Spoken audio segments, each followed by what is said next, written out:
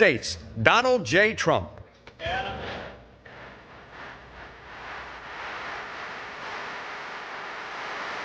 So cringe. Bruh. We are really going big on the orange. Whew. We're oranging it up out here.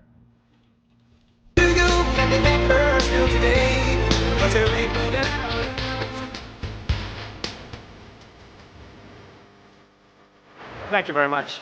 I do love that song, but we got to get to business. I love that song, but I want to thank you all. You're special, special people. And I want to just say that, I announced I was coming over here and I said, I love those Republicans. And I meant it. I said, except for maybe a couple. A couple I don't love.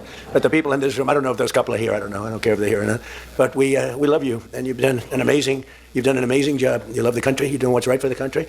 And I want to wish everybody a Happy New Year, the most successful House Republican majority in decades. And we did it with not a big majority. Right? That was not a big majority, but it's a unified majority, and it's people that know what it takes to make America great again. So together we had 12 months of unprecedented success in 2025, and now we're going to make history and break records with the epic midterm victory that we're going to pull off. It just doesn't seem to happen for people that win the presidency. Epic midterm victory. It's an amazing phenomenon. You win the presidency, and we sure as hell are having a successful presidency. I will say that. But even if it's a successful presidency, there's been nothing like what we're doing. We had a very good day 2 days ago, too. But even if it's successful, they don't win.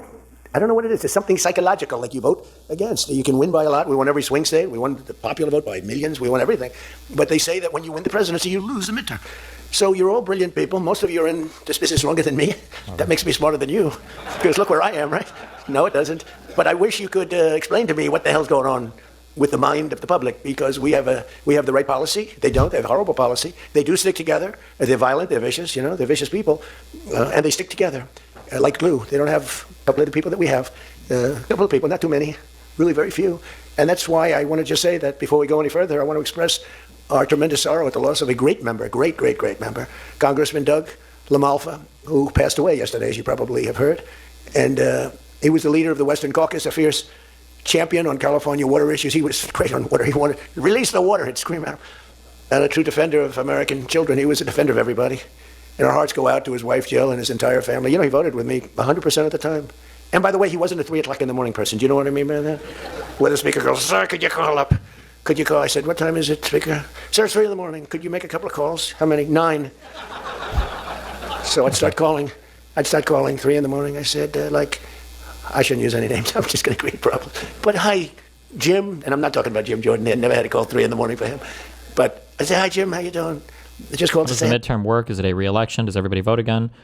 We vote for all of our House of Representatives members again, and then some Senate seats are up for re-election.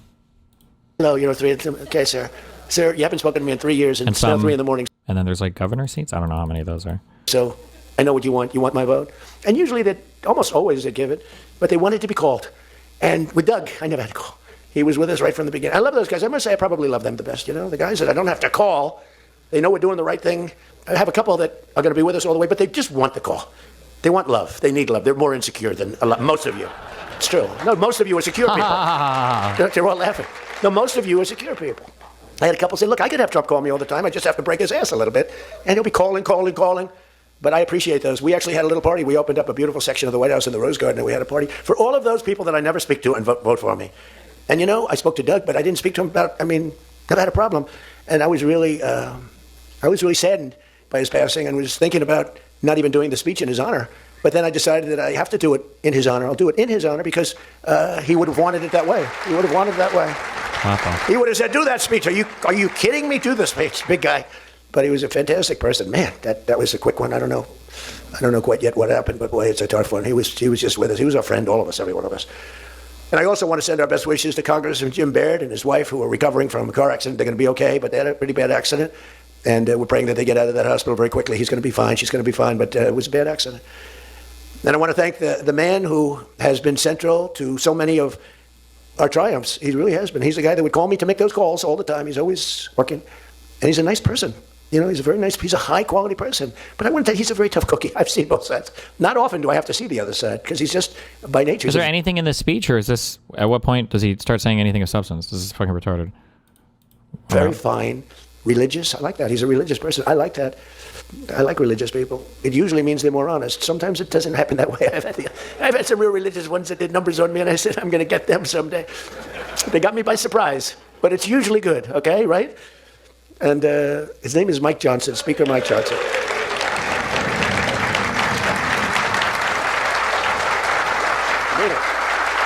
He has my complete and total endorsement. Stand up, Speaker. So, but it is true. A lot of times they'll say, I wish Mike were tougher. He's tough as anybody in the room, actually. But can't be tough when you have a majority of 3. And now, sadly, a little bit less than that. I mean, a little bit less than that, maybe. But you can't be Trump. You can't, I want you. You make 10 enemies, 20 enemies. That's the end of that, right? Everybody loves him. I would say there's one person he's given up on. I mean, I think he just gave up on this guy. He's so bad. He never votes for us. But no matter how good, he won't vote for us. There's a sickness there. There's something wrong. You can have the greatest bill, the greatest for the country. Forget about for Republicans. Great, great, great for the country. I'm a no vote. We don't even bother calling him at 3 a.m, do we? Huh? But I want to thank another guy who's as tough as they come, because he went through something that none of us have gone through. I went through a little shot, but I get that throbbing feeling every once in a while. But what he went through was incredible. And then Steve Scalise got hit hard. Where's Steve? Steve. He's a tough cookie. He was dead. I went to the hospital. His wife was crying so much. He was a mess. Oh, yeah, she loves you. That's the only thing I learned about Steve, that he has a wife who loves him. Because I've gone to hospitals where guys are in bad shape and the wife couldn't care less. She's waiting. She's looking for the next guy. Who's the next guy down the pike? Who the hell is the next guy? He's dying. Watch this Trump stop fully, and he says nothing useful, and all this is the retarded usual stuff. Why does somebody say this would make me Fed pose? Is there anything about this today that happened, or what? I don't know why I was linked this even. So bad. Oh, yeah. I had one where the dog died and the husband died at the same time. And I said, it's so sad. Yes, I love this dog so much. She couldn't give it, and the guy left her a fortune. Can you imagine? He shouldn't have left her anything, but she was much more concerned. It's true. Oh, the dog was devastated. The husband, he was like an afterthought. Your wife loves you, Steve. She's a great wife. Another one who has a great wife, Jackie, is Tom Emmer, right? Don't look at you. You have a great wife, but you haven't been tested like these guys. You haven't. We don't want to test her, right? She's incredible. She's a strong, beautiful, great person. She's a great person. She actually liked me at the beginning when we were having little fights. We weren't even having fights. We just didn't know each other. And I heard he said something negative about me. He was sort of right about the subject, but you're not supposed to say ever, even though you're right. But Jackie was saying, I'm telling you, he's a great guy. He's good. He's going to be a great president, blah, blah, blah. She was fighting for me. And now I love this guy. He's great. She was right about both of us, I think, right? But Tom has been incredible. He's incredible at what he does. And he's a great team player. Your conference chair, Lisa McLean, is so strong and powerful and beautiful. And thank you, Lisa. Thank you. Thank you.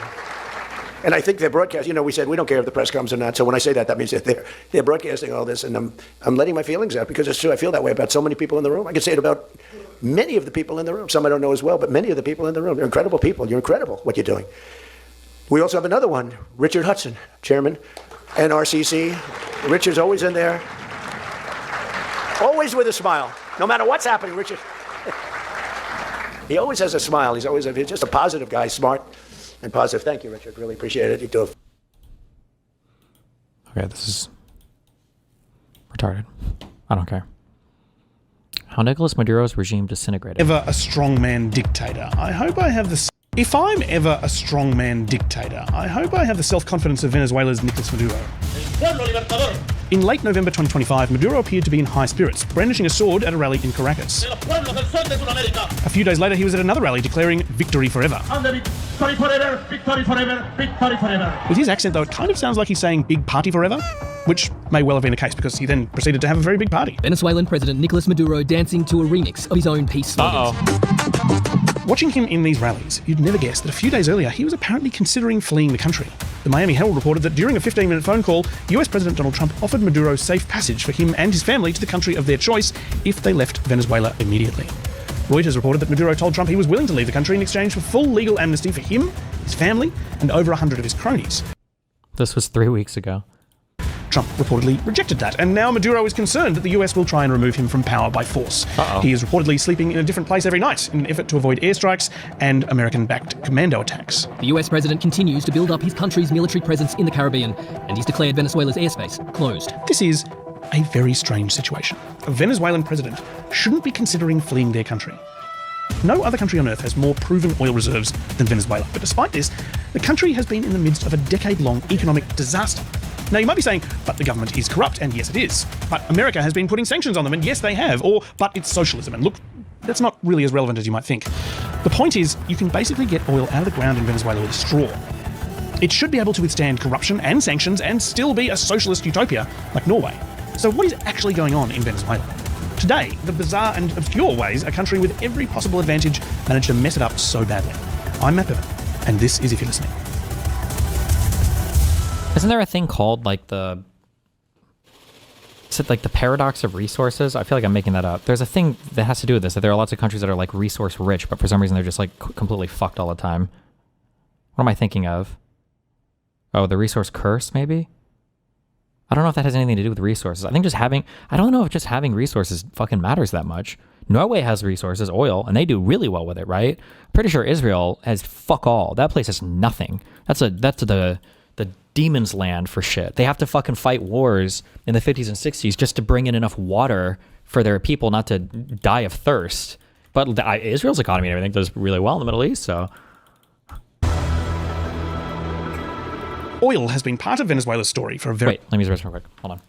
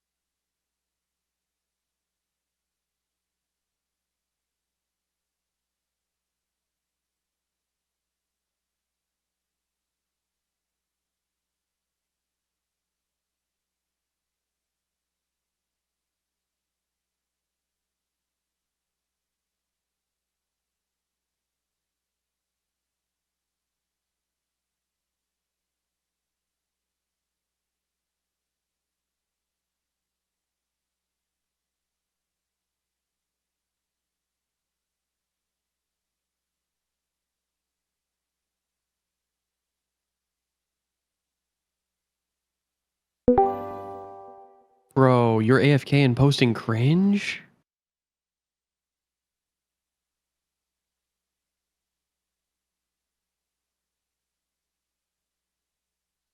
What has he done today?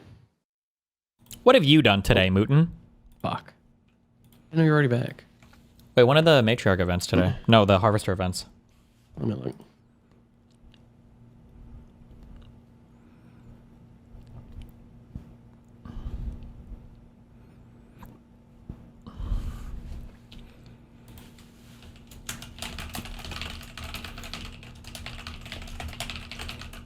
Fuck, I don't remember the website. Hold on, I found it. Metaforge. Harvester. One's right now, and one's in an hour. From 5 to 6 or something? One's right now from 4 to 5, and then there's one, 2 hours from 6 to 7. Okay. Nice. We're running that one. We'll do 6 to 7. Yep. Good Okay, one. Bye. Bye. very long time. The first Europeans came to Venezuela seeking gold. They later found black gold, crude oil. They've been mining it ever since. For most of the 20th century, Venezuelans didn't have all that much to do with the oil business in their country. Foreign oil companies operate the wells. They pay the state royalties on their production. about $100 million a month. But this income assisted all levels of Venezuelan society. Part of the oil royalties support the welfare system, so no one need go hungry. Successive governments pursued a policy of what they called sowing the oil, basically using the revenue from oil to try and modernize the country. Much of the oil money has been spent on public buildings, skyscrapers, broad avenues, and highways. Then, during the 1970s, as a result of conflict in the Middle East and US oil embargoes, the price of oil skyrocketed, which was bad news for most people, but great news for Venezuela. The oil boom increased the flow of cash into government coffers. Knowing that these elevated prices might not last, the government made a serious effort to try and build a more diversified economy. In other words, use the oil industry's money to build up other industries, other than oil. Ideally, you do want your economy to be diverse, to be able to do lots of different things, or at least that's what these Poindexters at Harvard think. They apparently know about these things. Harvard University ranks the complexity of Nerd alert. economies through something they call the Atlas of Economic Complexity. The more different things your country can make, the higher your rank. So you have at the top countries like Japan, Germany, and so on. Japan ranks very highly, for instance, because they manufacture a bit of everything. Cars, chemicals, computers, centrifuges, circuits, CAT scanners, and also other things that do not start with everything. Germany. Wait, did he leave an error in his video? Wait, what was going on there? And so on. Japan ranks very highly, for instance, because they manufacture a bit of everything. Cars, chemicals, computers, centrifuges, circuits, CAT scanners, and also other things that do not start with the letter C. If your country can only make a limited number of things, though, you're going to get a lower rank. Which are like basically countries in South America and in Africa. The ranking isn't necessarily an indication of your country's current wealth, but it can be an indication of where your country is headed. For example, the people in India or the Philippines aren't necessarily wealthy right now, but because of efforts to diversify their economies, their standard of living is increasing rapidly. They are growing fast, and we believe that those are countries that are, in essence, more complex than the current income that they have, and that's why the prospect that we see for those countries is great. Letting a single industry get too dominant not only risks economic collapse if something happens to that industry, but it can damage other industries because it can greatly inflate the value of your currency.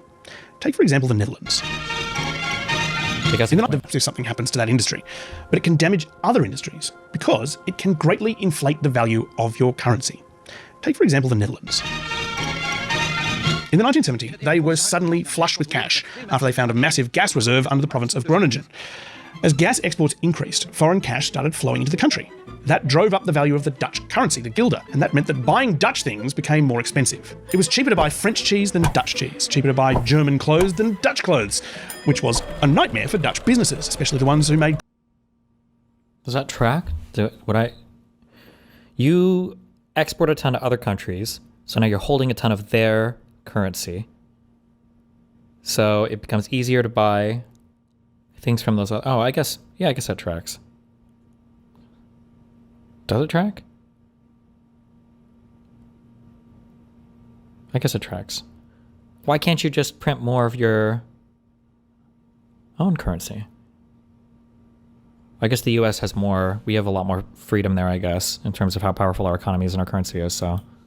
Clothes out of cheese. As people bought more and more foreign things, Dutch companies went out of business and unemployment went up. You can see it on a chart. Gas exports go up, then the Imagine being a chart reader. Yikes! value of the guilder, and then unemployment. It became known as Dutch disease. Watching this unfold from afar, the Venezuelan government was trying very hard to avoid coming down with a case of this Dutch disease. So they tried very hard to establish industries other than oil. And that's good for a healthy local economy, but not necessarily good for people who are fans of cheap French cheese and cheap German clothes. The stores in Caracas have a great range of goods for sale. Some are locally made, but a great many have to be imported, and are very expensive. Locally produced food and petrol were cheap, but imported luxury goods remained out of reach. There's growing unrest in the universities. Many students are convinced that foreign investors, notably the oil companies, are taking more from Venezuela than they should. These students call for the nationalization of oil production. Also, they say that not enough Venezuelans hold top positions. From the 1970s to the 1990s, Venezuelan governments took varying levels of control over the oil industry, but they always worked with foreign oil companies. Until... Along came Hugo Chavez, a paratrooper with a tank. After leading a failed coup attempt in 1994, Hugo Chavez was elected president in 1999. Aló, presidente.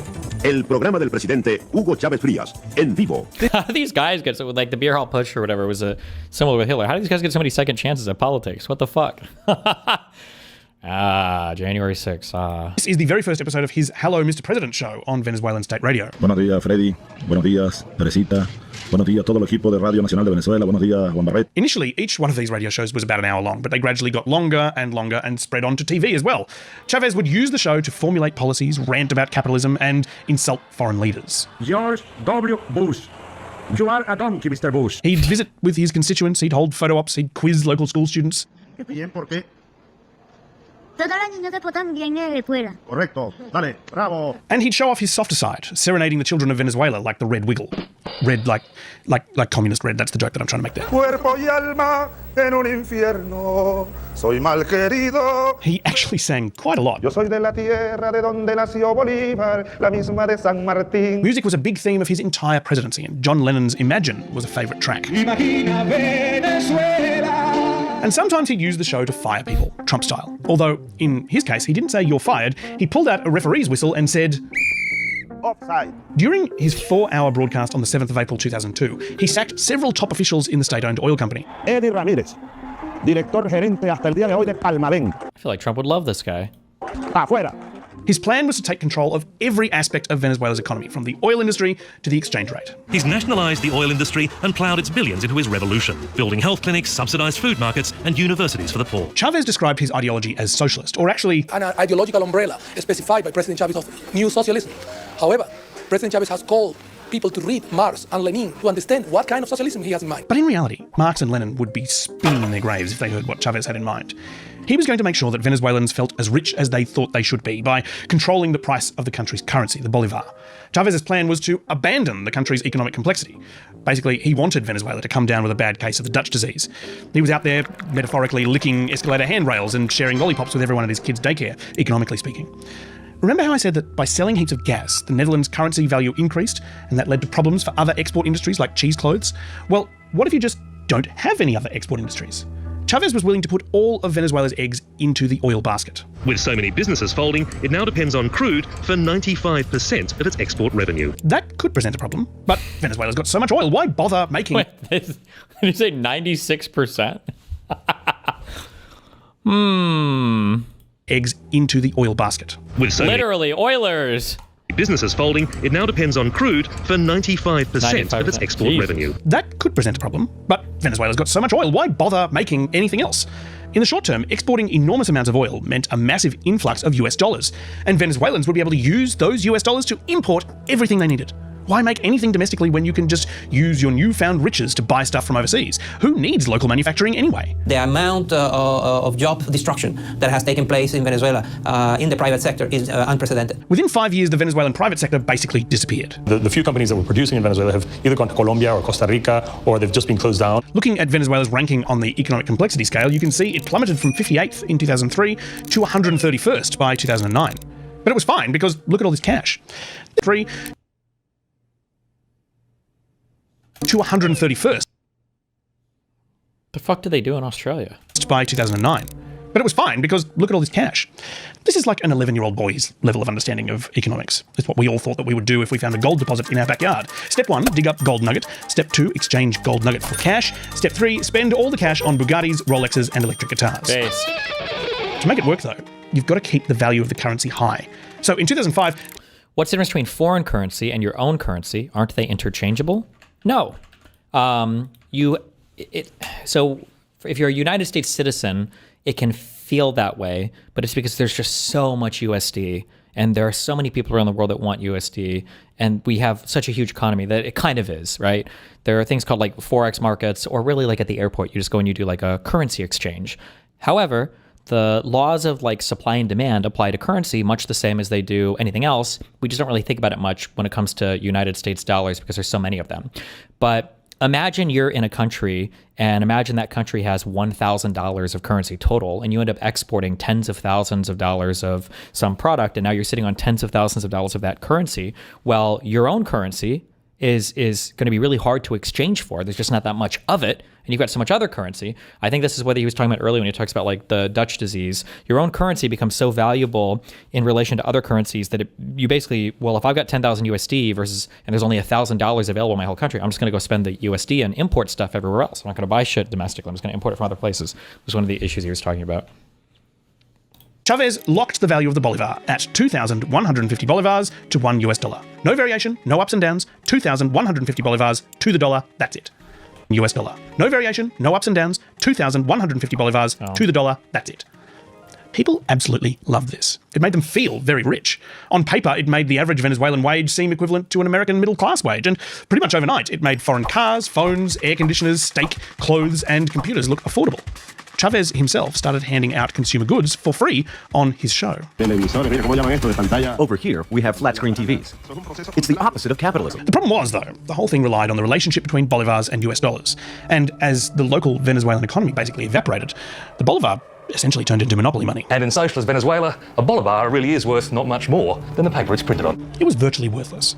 There was nothing you could buy with it because nobody in Venezuela was making anything. I just sometimes wish that Chavez were to realize how important it is to have companies and to have private sector in Venezuela, and it adds so much value to the country. Everything had to be imported, and that meant that demand for US dollars went up and the demand for bolivars went down. To avoid running out of US dollars, the government only gave them to authorised importers, generally in exchange for fat bribes. So for most people, the only way to get your hands on US dollars, and remember, you need those to buy virtually everything, is to buy them on the black market. That created a very strange situation, which the ABC's Eric Campbell experienced firsthand. The first thing you do when you come to a place like this, of course, is change money. But nobody goes to a bank for that, because today's official exchange rate is about 1/5 the black market rate. So I'm off to see a guy who's been recommended by a guy to change $400 US. He suggested I bring a big bag. The official exchange rate was a fiction. People were desperate to get their hands on US dollars and would exchange ridiculous quantities of bolivars to buy them. So when you hand over 4 $100 notes, you get more than 1 million bolivars. Having an official exchange rate that is so out of touch with the black market exchange rate is possibly the most idiotic economic policy in the history of the world. Politically connected people were buying US dollars from the government at the fake fantasy exchange rate and then selling them on the black market for a spectacular profit, having made or imported nothing with them at all. For poor people living in Venezuela, this was catastrophic. For the politically connected, it was basically a license to print money. In 2005, when this policy to lock the value of the bolivar to the US dollar came in, it would have failed immediately, if not for a massive increase in the price of oil. The truth is that the high oil prices have allowed the President Chavez to mask the fact that he has destroyed the economy. So they were able to keep just enough US dollars in circulation to maintain the fiction. On Hello, Mr. President, in December 2012, Chavez announced that he would need to travel to Cuba for cancer treatment, and that if anything was to happen to him while he was there, ustedes elijan a Nicolás Maduro como presidente de la República Bolivariana de Venezuela. He hoped that the people would elect his vice president, Nicolás Maduro, to succeed him. And just 3 months later, Chavez was dead. We have received the hardest and most tragic news that we will ever transmit to our people. Mourners gathered in the streets to grieve the man who led their country for 14 years. Nicolás Maduro inherited what in football would be called a hospital pass, an economy teetering on the brink of total catastrophe. Any dip in the oil price would bring the entire house of cards down.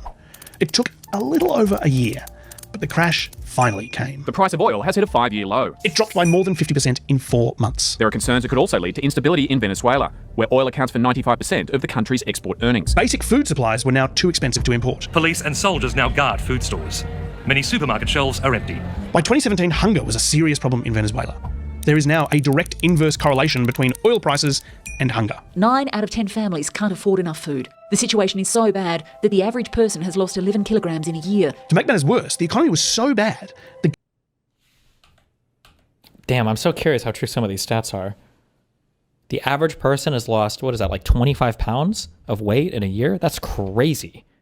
Oil prices and hunger. 9 out of 10 families can't afford enough food. The situation is so bad that the average person has lost 11 kilograms in a year. To make matters worse, the economy was so bad, the government could no longer afford to buy the equipment needed to keep the oil flowing. The company has deteriorated seriously. We are reducing our oil production. And they've killed the golden goose. They have killed the golden goose. In 2018, the government finally let go of the fake exchange rate, linking the US dollar and the bolivar, and we saw for the first time how bad things had become. Remember I said that when Chavez first set the exchange rate, it was 2,150 bolivars to the dollar? By 2020, it was 6 trillion bolivars to the dollar, and now it's 24 quadrillion. Well, kind of. The government keeps telling people to just cross off the last few zeros from their bills and then pretend it's a new currency. For a while, I've been wondering how a country that has so many natural resources could manage to botch things so badly. Now, it turns out that the answer is that for about a decade, they were almost literally lighting their money on fire. It wasn't socialism or sanctions, or the usual level of government corruption in an oil-rich petrostate. It was delusion. Venezuela is now the poorest country in South America, riddled with extreme poverty and crime. The United States has spent 2 decades hoping that the Chavez-Maduro regime will collapse under the weight of its own delusions and be replaced by a more Western-friendly government, who is potentially also willing to start cooperation with American oil companies again. And Donald Trump has now designated Nicolás Maduro as a narco-terrorist, a leader of a drug cartel. As we discussed in a previous episode, that's potentially an attempt to justify a regime change operation. The US is also blowing up boats off the coast and talking about potentially sending troops into Venezuelan territory. Meanwhile, Maduro is mobilizing his military and deploying John Lennon. Oh, Chavez was a better singer. War may be on the way, whether or not the people of Venezuela want it. Uh-oh. That's from a different John Lennon song, although look, it's Christmas time. You've probably heard it a bit recently. You get it. So there's obviously a lot of news happening all the time these days, and we expect that. Well, ABC News in depth.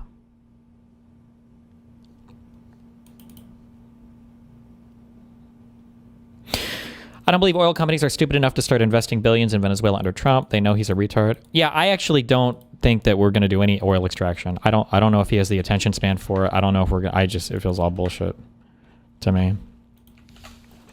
But who knows? We'll see. Vouch video.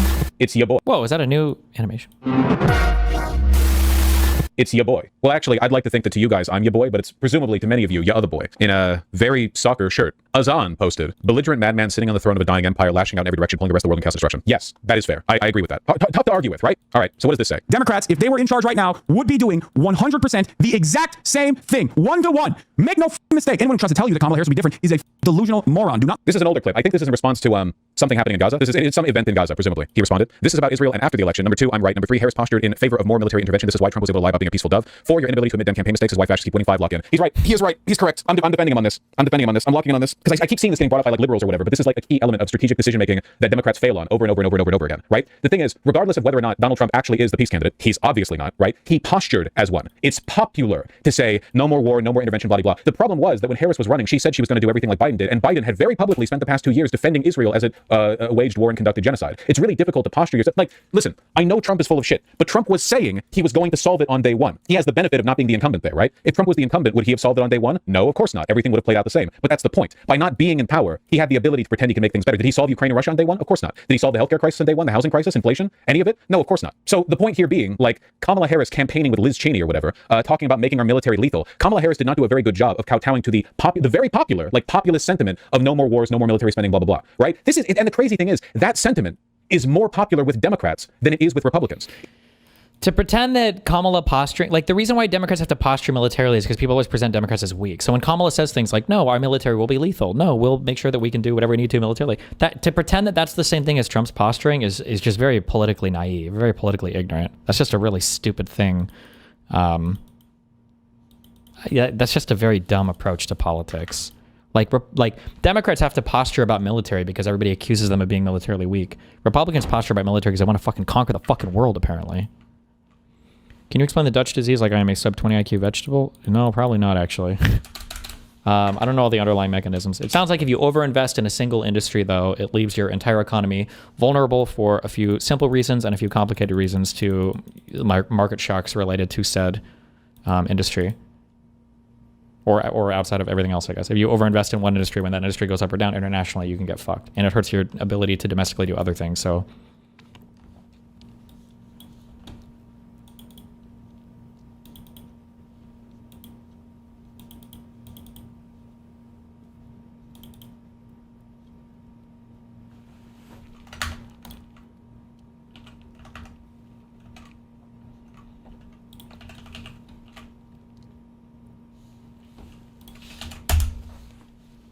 Okay, Venezuela. The U.S. went in, seized Maduro, took him out of the country. I've been on the road all day, very busy, spoken to a lot of journalists today, haven't had time to make a lot of content on all of this. I'm getting tons of questions. I hope I can cover all of that in this video right here. Venezuela, the oil, OPEC, all of it. And this is going to be kind of scattered because I hadn't planned for this. I just got home from being on the road, but I think I can cover this really well. So Donald Trump is claiming that U.S. oil companies can return to Venezuela, make their investments, and get rich, and you know we'll have all this oil and all. Just forget what Donald Trump says. Just forget anything he says about oil in Venezuela because he hasn't a clue what he is talking about. That's always true. Wait, hold on. Quick Vosh detour.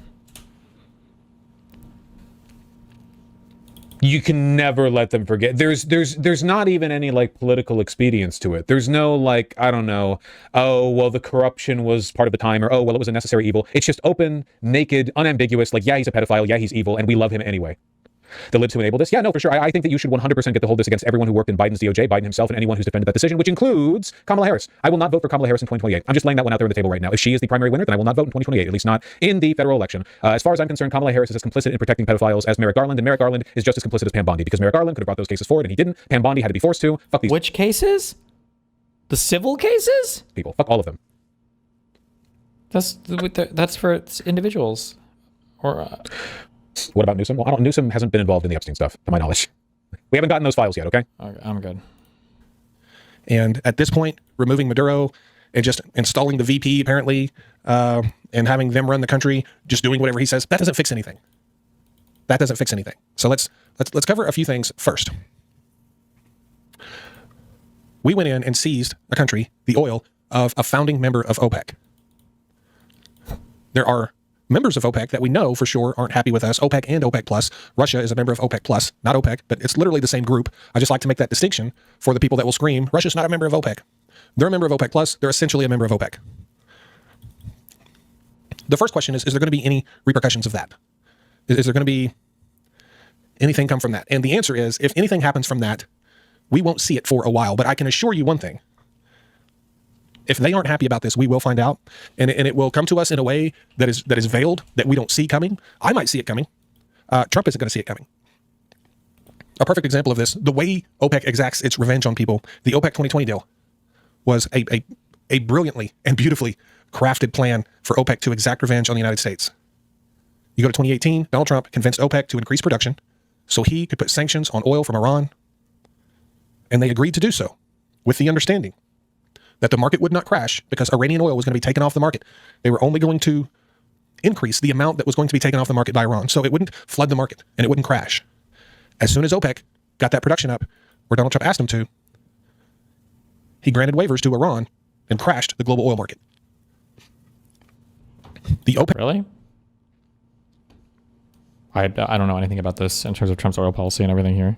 Is that actually true? Why would he do? I thought Trump always bragged about being harsh on Iran and sanctioning the fuck out of them.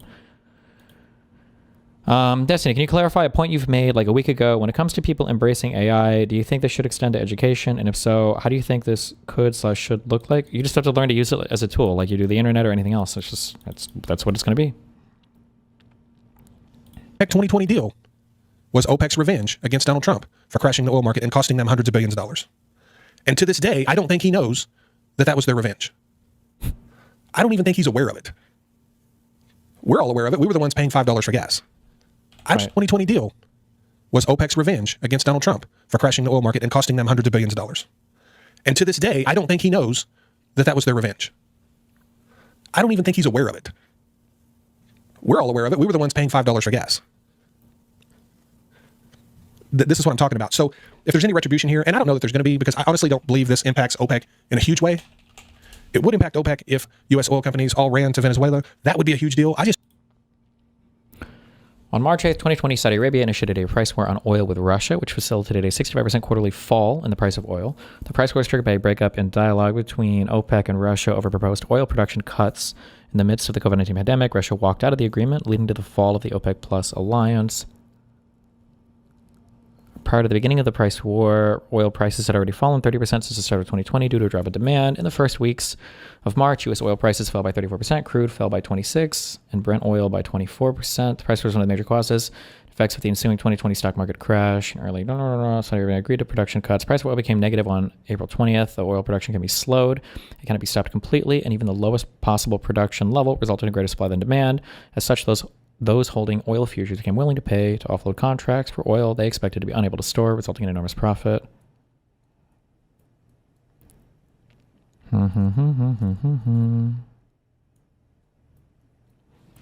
Contrary view on the price war. Russian and Saudi officials both deny the existence of a price war against each other or any other country.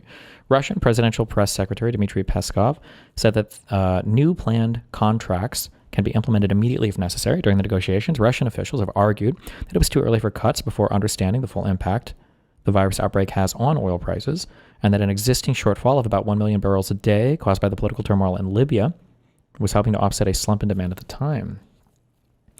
Pavel Sorokin from the Russian Ministry of Energy doubted that the cuts would work with the stating following quotes: "We cannot fight a falling demand situation when there is no clarity about where the bottom is. It is very easy to get caught in a circle when, by cutting once, you get into an even worse situation. In say 2 weeks, oil prices would bounce back before falling again as demand continued to fall."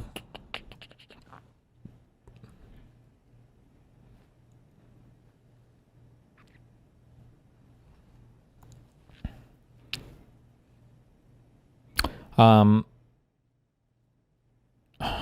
okay, Metalord. My understanding is, this is a very general, high level, like abstract understanding. My understanding is it's very hard for OPEC to coordinate like price cuts because it's hard to get everybody to stop producing, generally speaking, and people end up backstabbing each other. Historically, it's just really hard to get everybody on board with that.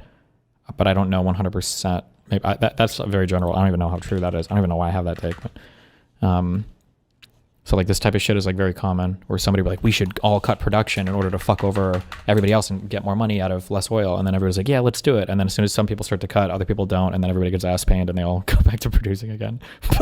But I don't know how true my impression is there.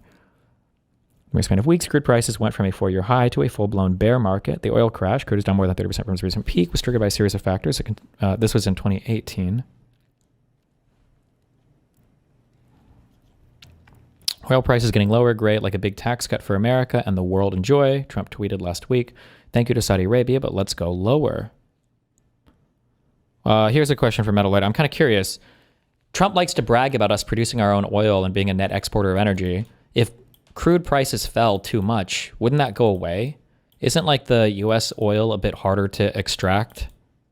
So it actually benefits U.S. oil extraction for prices to be above a certain level, and that when they go too low, it actually hurts our domestic energy markets or our domestic oil production or extraction.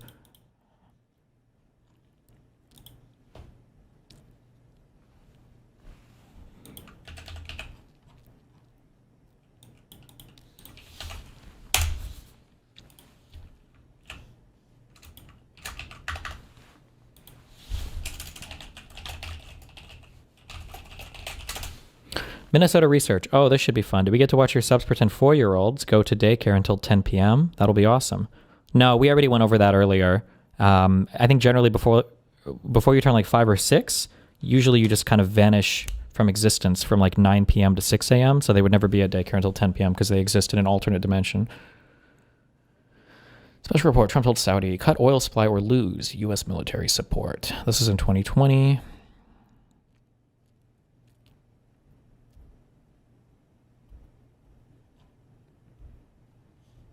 Oh, okay.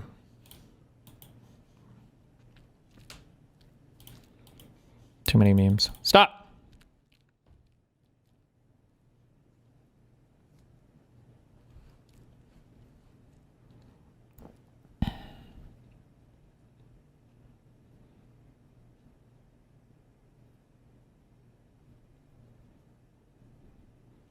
Damn, how many dinosaurs had to die in Saudi Arabia for that much oil to be there, you know?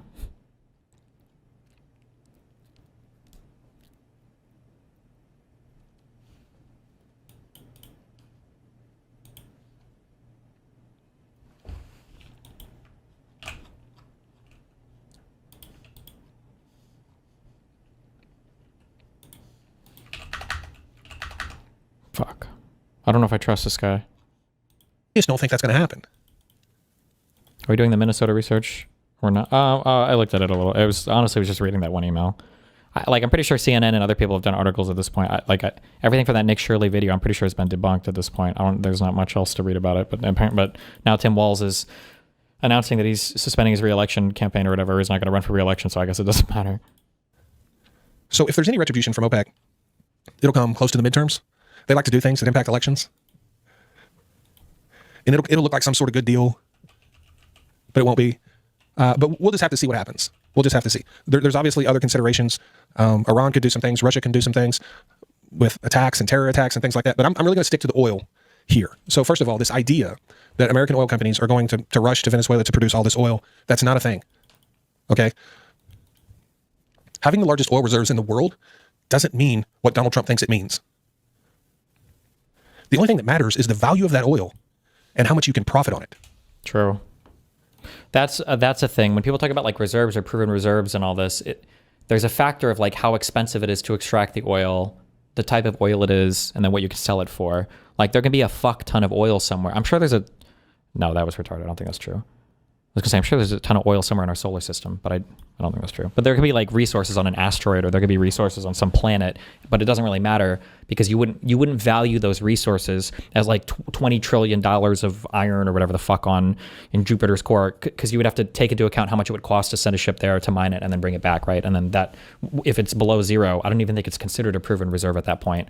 I think proven reserve, incorporates the profit that you would get with current extraction methods or whatever. Personally, I would rather have United States oil reserves with the value it holds and the amount of profit it holds than have all of Venezuela's. Having a bunch of something that doesn't deliver you much profit and value doesn't amount to a hill of beans. People are so focused on the amount of oil there. Who cares if you can't make a fortune on it? And you can't. That's the problem. You know there can't be oil on other planets because they didn't have dinosaurs, right? No, stop. We learned in school that the oil came from the dinosaurs, but that's not true. The oil is there because God put it there, and it's a naturally replenishing resource because God made it that way. It's not the best investment out there by any means. It's not even close. You're looking at $100 billion of investment needed over a decade to restore the infrastructure to where it once was. Yeah, I was going to say, if I had to guess, just based on what I've heard about Venezuela's oil, is the huge issue with the oil in Venezuela, the huge issue with extracting it, and the huge issue with refining it is the capital there. It's the fact that a lot of the talent has just fucking left the country or been shipped out. The government is insanely fucking unstable. You could do some huge investment, and 2 years later, the government just expropriates all your shit, so nobody's going to actually pour money into any factories or extraction or anything there. They're like, the big issue is like the human aspect of it, not the actual oil itself. $100 billion.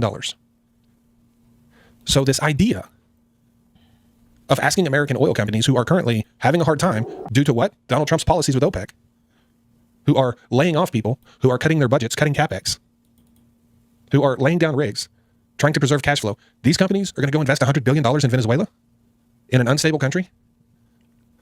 It's ludicrous. And people will say, well, Chevron is there. Not really. Chevron is there, but they're not investing in the country. The reason Chevron is there is because they took a 20% stake in PDVSA, which is Venezuela's state-owned national oil company. They made a big blunder, and they took a 20% stake in that. They lost $4 billion. Based. So the reason they're there is to assist PDVSA in trying to recover their losses. They're literally getting paid in barrels of oil. So they're there helping Venezuela, and Venezuela is just giving them some oil. Like, they're not even getting paid. And it's going to take God knows how long for them to recover their $4 billion they've lost. So, they're there because they're stuck there. And they're committed to getting that money back that they lost. They're not there because they think there's some fortune to be made there. The removal of sanctions. And that was weird. If you have the ability, you don't ever stay to recoup a loss if it's really sucky. That's definitionally your sunk cost fallacy. If the return of investment is not good, then you would just sell the stake at a loss and you'd reinvest it into something else if you have the opportunity to. But Venezuela? But maybe there's some special, because of the license, it's hard to sell the stake or something. I don't know. I don't know enough about this particular thing. It's not enough to restore oil production in Venezuela. It's not. It doesn't fix all of the other problems. The companies are still having to face unresolved expropriation claims, contract enforcement risk, fear of policy reversal. What if the next president comes in and changes everything? Yeah. Which is fucking retarded, but this is one of the big issues you have with capital investment, both foreign and domestic, in the United States right now. That shouldn't be a question in the United States. What is U.S. economic policy? One of the nice things about democracies and one of the nice things about slow-moving governments is it creates somewhat of a predictable environment for CapEx, for capital investment, for capital expenditure. Because you can look, that if the laws are going to change, you've got like a 90-day period where you can go in front of the executive branch and complain about a thing, or that's if they change a rule. You've got Congress and passing laws, and it's so telegraphed, and you have so much information ahead of time about this. And it's so stupid because in the US, that's just not true right now. This is why Trump's fucking tariff idiocy is not bringing back a ton of capital investment. It's not bringing back a ton of manufacturing investment because nobody knows what the fuck this is going to look like a year from now. These rates change all the fucking time. And the next president could just come in and get rid of all of it. Why the fuck would you invest in such an unstable environment? There's going to be a lot of stuff that's going to have to take place for a U.S. oil company to consider going to Venezuela. You're going to need international arbitration protections. You're going to need contracts. Which is worth but is it like sanctity guarantees, political risk insurance? The country's going to actually have to be stable where every person That's the most there important working thing, probably, doesn't yeah. have to be guarded with an armed guard. We are light years away from oil companies just saying, yeah, I'll go back to Venezuela. And honestly, I believe just the rebuilding of the infrastructure is a deal breaker. Why would you invest that much money into that? Oil companies in the United States can put their money anywhere they want. They don't even have to invest it in oil. They literally have people. Oil companies operate in loads of high volatile places. This is completely fucking stupid as well. They don't need years of security. Is that true? My understanding is oil companies generally operate in pretty low volatility markets, no? It will link me, source me on that. That take their mountains of cash and invest it in financial markets all over the world. They don't need to spend $100 billion in Venezuela to try to make some money. Like that's, and to think that they would is just ridiculous. And besides all of that, Venezuela is probably at the very bottom on the list of global investment, even if it's completely sanction free. You have a very heavy, sour, high sulfur oil that is very expensive to produce, to lift, to process. It requires diluent imports. They have to build all new refineries that require constant maintenance. U.S. oil today lives in a world of capital discipline, not Venezuela. And the way the Middle East isn't uniformly volatile, but that's probably what Chatter is thinking of. Well, what are the highest producing oil countries? OPEC plus Wikipedia. My guess is that most of these are going to be pretty stable, but I could be wrong. I don't know. The USA is a pretty stable country. Saudi Arabia is pretty stable. Russia, despite their current war, is pretty stable. Canada's stable. China's stable. Brazil. Iraq, in terms of like borders, and I'm pretty sure how the country is governed and ran, is fairly stable. Even Iran, I think, is pretty stable. I feel like most Middle Eastern countries, save for what? Maybe like Afghanistan, Syria. I wonder where Syria is at right now. Oof. Yeah, they're fucked. Yemen is down here. They're fucked.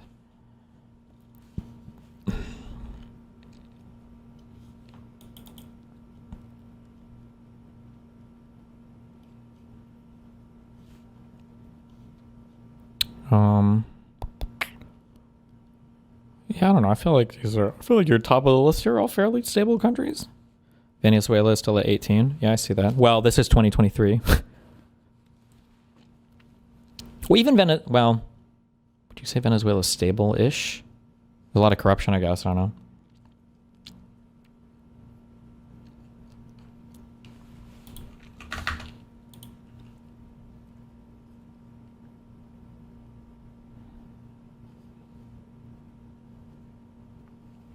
What the fuck is this? Hold on.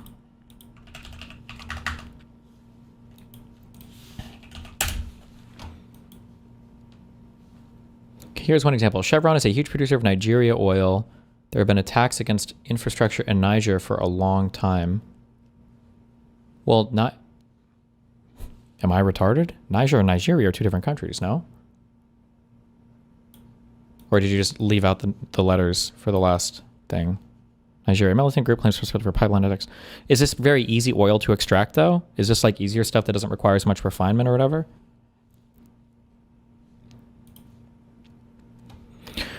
To the new Venezuelan oil bulls with the 300 billion barrels, largest in the world reserves charts today. The real number is 25 billion. Congratulations. Welcome to the Orinoco Belt. API gravity, 8 degrees, extra heavy, sulfur high, sour, metals, yes, lots of vanadium, poison to refinery cat. What the is this a real? This is not a real element. What? Is a chemical element with atomic number 23. What the fuck is this? This sounds sick as fuck. I want something made of vanadium. What?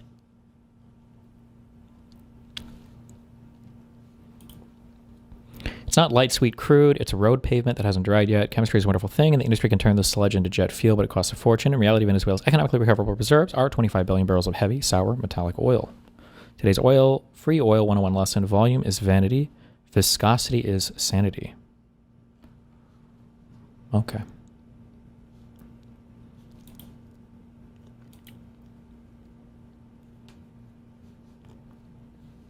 The country of Venezuela has made it work in recent years. for them to just be able to produce some oil and give it to people they owe money to is basically using all the old junk equipment, slave labor. Do you know a petroleum engineer that works in Venezuela for the government? Do you know what their salary is? Is it going to be really high because of the corruption or really low because the country's fucked? It's like $5 a week. Based. And a lot of those people don't get paid anything. But the professionals, the professional engineers, the highly technically skilled people, they might make $5 a week. Vanadium There may be a guy or cubes. two out there making $10 a week. Holy shit. They're, before Maduro was captured, they weren't allowed to resign. They were forced to work and live in barracks. I mean, it's basically slaves. Based. And with this nationalized oil company using slave labor, the country is still poor. And by the way, Maduro himself wasn't uber rich. He said he would leave the country for $40 million. If Maduro was fleecing Venezuela of its oil riches, he wouldn't need $40 million to leave the country. He would make that like in no time. The country isn't poor just because of Maduro. He didn't help. But you would think a country that's been producing around 800,000 barrels of oil a day using slave labor, you would think they would have a few bucks. I mean, I don't expect them to be rich. It's not a highly profitable proposition to go to Venezuela. So the idea that U.S. oil companies are going to go down there, it's beyond reason. Like, it is one of the most ludicrous things I've ever heard. Another example of Donald Trump meddling in the global oil market. The last time he meddled in the global oil market, we got handed the OPEC 2020 deal. Probably the worst deal ever in history. Except for maybe Seward's Folly, the Alaska deal. But the OPEC 2020 deal, probably one of the worst deals in history. It's right up there with Seward's Folly. So if we went there for the oil, which I believe we did, that was... You're going to see how this plays out. You're going to see over the coming months and years how this plays out, and you're going to be like, man, that guy was right. That Mr. Global guy. Okay. We'll see. I believe him. The White House says in a new statement, 4:26 p.m., so 15 minutes ago, President Trump has made it well known that acquiring Greenland is a national security priority of the United States, and it's vital to deter our adversaries in the Arctic region. The president and his team are discussing a range of options to pursue this important foreign policy goal, and of course, utilizing the U.S. military is always an option at the commander-in-chief's disposal, White House Press Secretary Caroline Leavitt said in a statement to CNN. Our allies.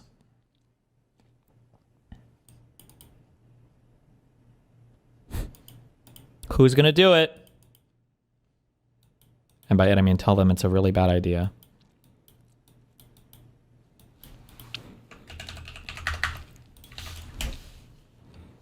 Somebody link me But this. it's also important for many other countries because there are many other countries with huge income from natural resources. And it's easy to assume that if you have a lot of natural resources, you tend to have higher income, higher economic growth than if you don't have natural resources. But in fact, in reality, the picture is much more complicated than that.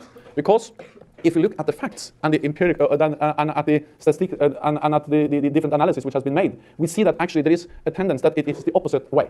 That the more natural resources a country has, the lower is the economic growth. And this chart shows the percentage of natural resources of the total exports earnings compared with GDP growth per capita. And if there is any relationship, it is not positive, it is negative. The more natural resources, the lower economic growth per capita. And then the question is, how is that possible? That if there is any relation, it's negative. That if you are rich on natural resources, your economic growth become lower, not higher. And there are different ways of explaining this. It's partly complicated, but the short answer is that if you have too much cash, if the state earns too much money, it tends to spend too much too fast. And if you spend too much too fast, you destroy the traditional part of the economy, you overheat the economy, prices will increase, wages will increase, and labor will move from the competitive part of the economy, from the exposed part of the economy, from the tradable sector to the sheltered service sector, and the productivity of the economy will decrease.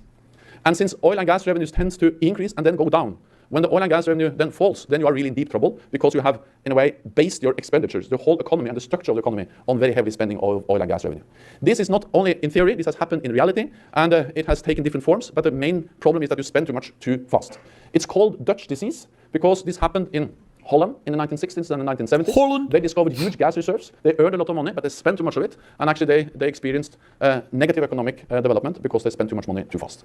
So the paradox of some kind of negative relationship between high income from natural resources and low or negative economic growth is explained by what is called Dutch disease, the problem of overheating the economy by spending too much of the revenue too fast.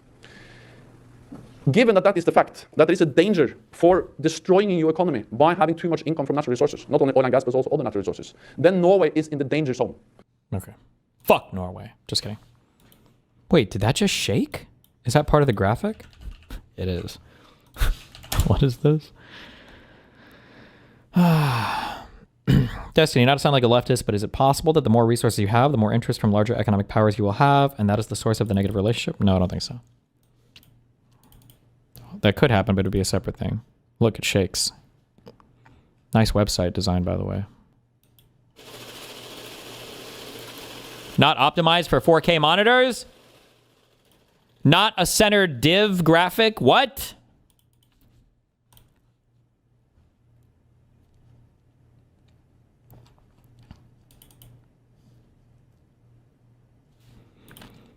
President Trump took decisive action to pardon January 6 defendants who were unfairly targeted, overcharged, and used as political examples. They were not protected by the leaders who failed them. They were punished to cover incompetence. On his first day back in office, January 20th, 2025, President Trump issued sweeping blanket pardons and commutations for nearly 1,600 patriotic Americans prosecuted for their presence at the Capitol. Many mere trespassers or peaceful mere trespassers. Oh, I thought we cared about law and order. Or peaceful protesters treated as insurrectionists. Was that what they were criminally charged with? By a weaponized Biden DOJ. He fully pardoned most, commuted sentences, and ordered immediate release of those still imprisoned, ending years of harsh solitary confinement. Really? Denied due process? No. And family separation for exercising their First Amendment rights? No. Thousands of Americans paid the price for political failures they did not create. Since January 6, 2021, Nancy Pelosi spent over 3 years and nearly $20 million in taxpayer funds on her partisan select committee, producing a scripted TV spectacle to fabricate an insurrection narrative and pin all blame on Donald Trump. Why is this hosted on the White House website? Video and audio recordings, including unaired HBO footage from her own daughter, show Nancy Pelosi repeatedly acknowledging responsibility for the catastrophic security failures, admitting we have totally failed and I take full responsibility for not having the National Guard pre-deployed, despite intelligence warnings and the President Trump's offer of troops that were ignored under her leadership as Speaker. The Democrats masterfully reversed reality after January 6th, branding peaceful patriotic protesters as insurrectionists and framing the event as a violent coup attempt orchestrated by Trump, despite no evidence of armed rebellion or intent to overthrow the government. In truth, it was the Democrats who staged the real insurrection by certifying a fraud-ridden election, ignoring widespread irregularities, and weaponizing federal agencies to hunt down dissenters, all while Pelosi's own security lapses invited the chaos they later exploited to seize and consolidate power.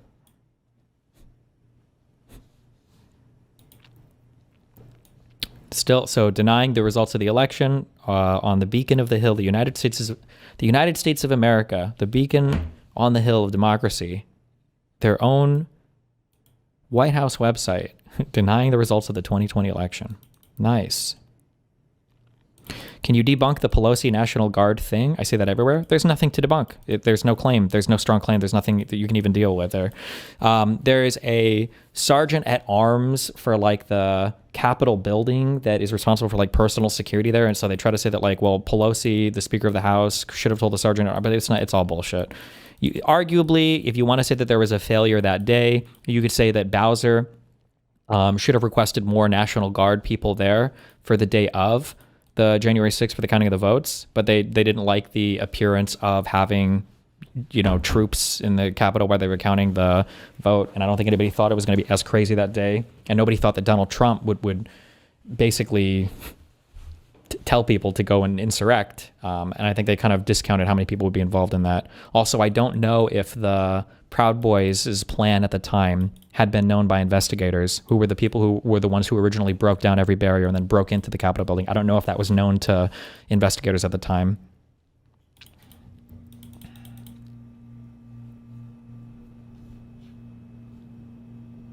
Yeah, we've already seen also, Donald Trump has no problem deploying the National Guard when necessary. And even if Pelosi did fail, we would say Pelosi failed to stop an insurrection led by Donald Trump. It doesn't really help him at all. So...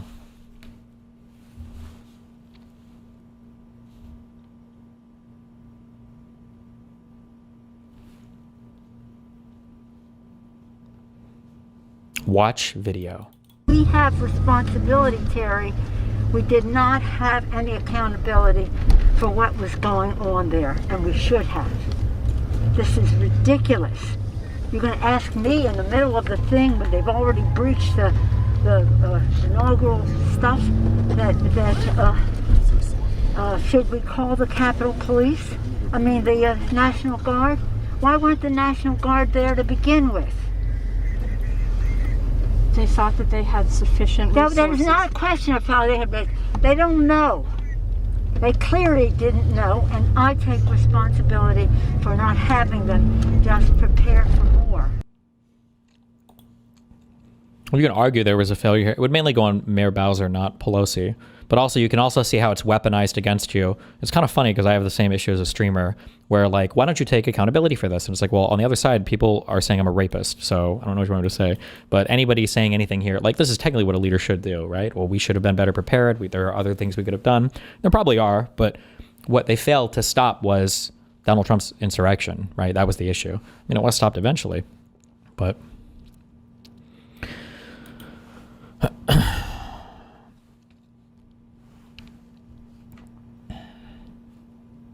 the fuck is this website design? President Trump invites Americans to D.C. President Trump invites patriotic Americans to Washington, D.C. on January 6th for a peaceful and historic protest against certifying the stolen 2020 election. Just putting these words and being associated with this project, I think, I would say that this type of stuff easily would just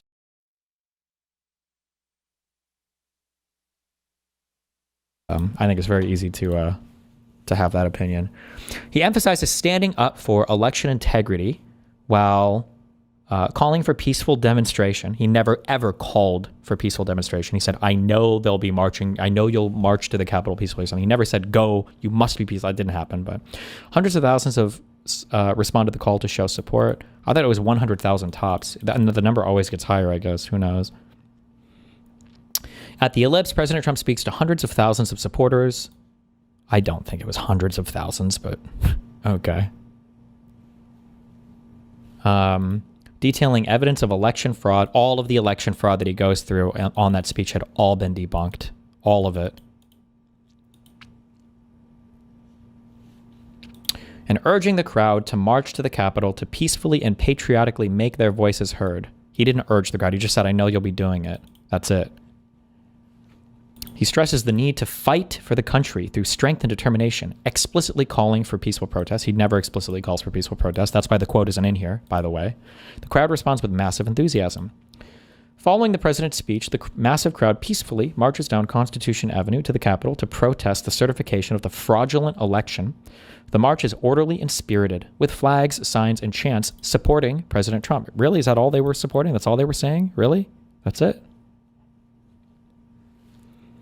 The Capitol Police response escalates tensions. Capitol Police aggressively fired tear gas, flashbangs, and rubber munitions into crowds of peaceful protesters, injuring many and deliberately escalating tensions. Video evidence shows officers inexplicably removing barricades. That's bullshit, and that's been debunked a billion times. There's a video of them removing barricades, and it looks like they're removing them to let all the protesters in, when in reality, when you look at a larger video, the whole area is breached anyway. Like, there are people all over the place. You can literally see it in the doctored video they show you that's like cut, where you just see this narrow thing and you see people walking from like around the barricade. Like this barricade was not blocking anything. Opening Capitol doors, the first people into the Capitol broke through. This is also not true. And even waving attendees inside the building. This is after people were already in and they were trying to funnel them to the speaker floor or some chamber or whatever, because it was easier to hold them there, but they'd already broken into the building. Actions that facilitated entry while simultaneously deploying violent force against others. These inconsistent and provocative tactics turned a peaceful demonstration into chaos. That's just a fucking lie, but okay.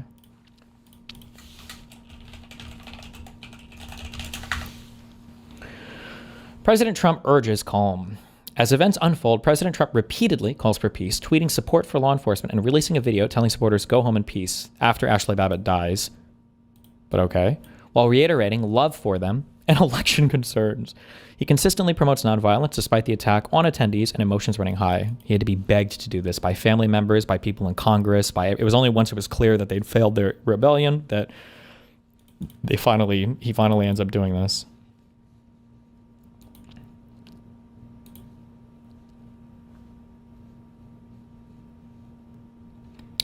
Leaked Pelosi video reveals security lapses. Leaked footage captured by Nancy Pelosi's daughter shows the speaker in a rage during the evacuation, furiously admitting, "I take responsibility for the catastrophic failure to pre-position National Guard troops, despite President Trump's prior authorization and offers of 10,000 troops that were rejected." He didn't make an official offer of 10,000. He just was speaking casually and off the cuff. He was never pushing this or anything, but...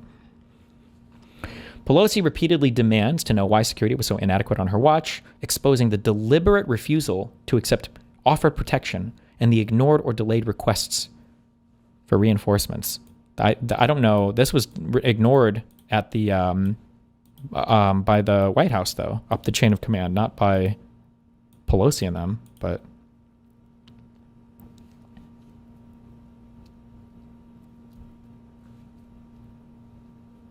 Is this the same video we watched before? It is. Nice.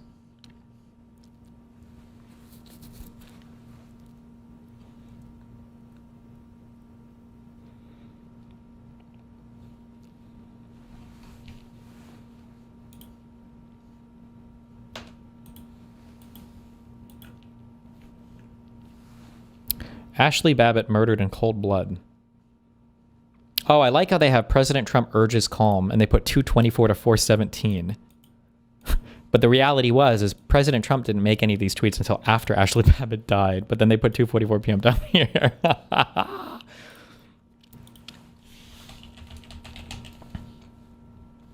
Nice.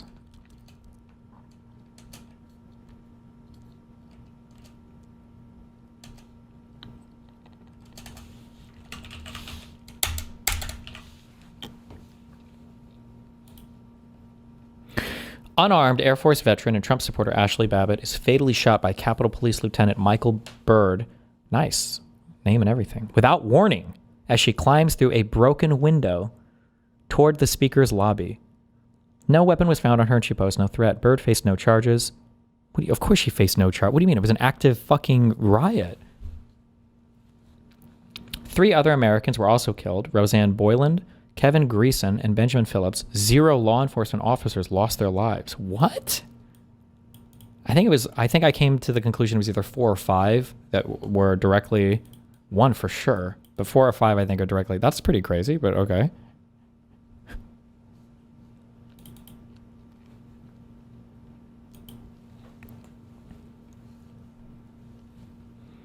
Mike Pence refuses to act.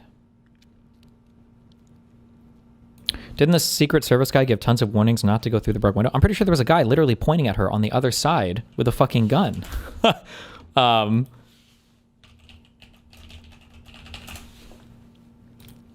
think you can see him on the left-hand side.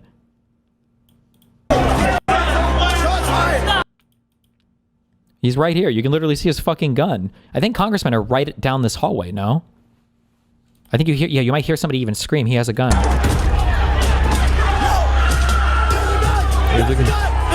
Like, you see him right there. Retard. Later.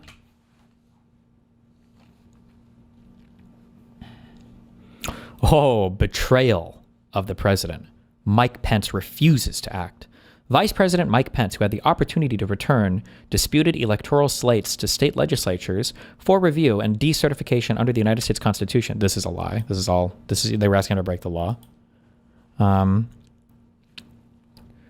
Chooses not to exercise that power in an act of cowardice and sabotage. Instead, Pence presides over the certification of contested electors, undermining President Trump's efforts to address documented fraud and ending any chance to correct the election steal.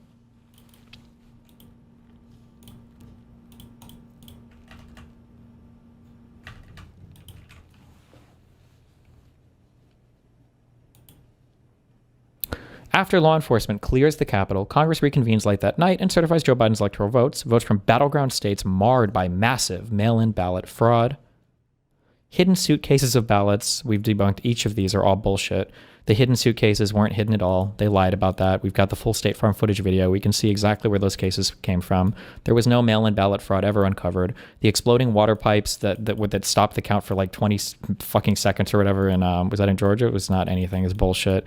Voting machine irregularities, bullshit. And unprecedented pandemic-era rule changes that bypassed state legislatures that they didn't challenge till after they lost the election. That was one of the big deals.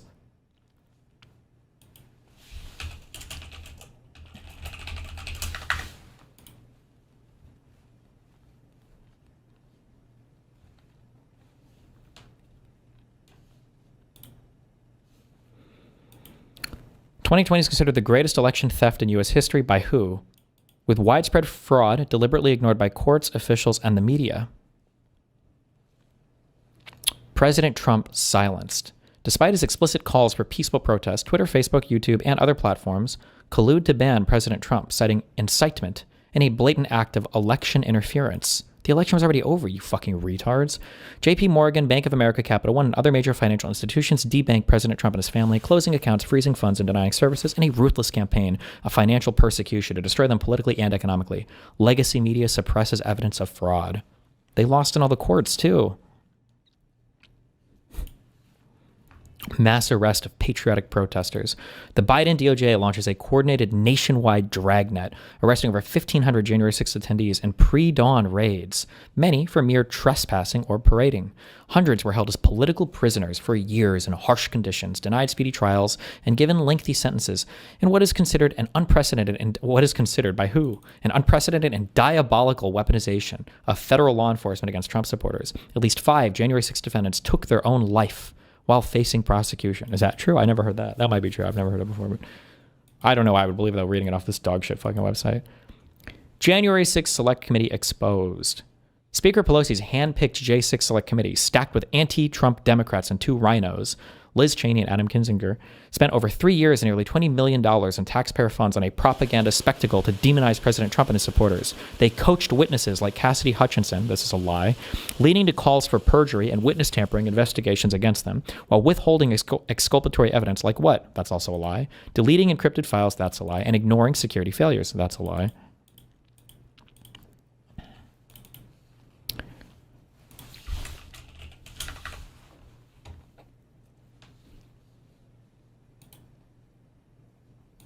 Weaponized prosecutions target President Trump. Biden prosecutors bring multiple indictments against President Trump over his legal election challenges. What? No, they don't. Including January 6th related federal charges. FBI agents conduct an unprecedented raid on his Mar-a-Lago home, including searching through First Lady Melania Trump's private wardrobe and personal belongings.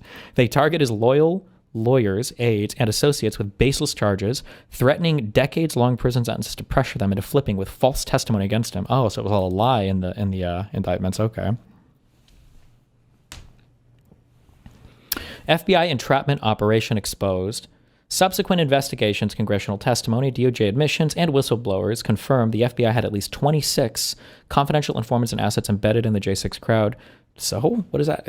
Like having somebody who's informed once to the FBI doesn't make them an employee of the FBI. I don't know where. Yeah, they weren't agents, but figures like Ray Epps, where no connection has ever been proven ever, and Ray Epps isn't even the worst person caught on video telling people to do crazy shit, who was caught on video repeatedly urging people to go into the Capitol. I only saw him say this either once or twice at the same time, and it was the night before. Were charged only minimally. Democrats successfully flipped the narrative as to brand peaceful protesters as insurrectionists while waging the true insurrection against a legitimate election. Lawfare fails. President Trump prevails. Despite relentless deep state efforts to imprison, bankrupt, and assassinate him, all designed to sabotage his political comeback through fabricated indictments, invasive raids, and rigged show trials, President Trump emerges triumphant. Fueled by unbreakable resolve, the fierce loyalty of his courageous family, team, and patriotic Americans, and God's unmistakable grace, he delivers a landslide 2024 victory and reclaims the White House and the greatest comeback in American history. President Trump corrected a historic wrong, freeing Americans who were unjustly punished and restoring fairness under the law.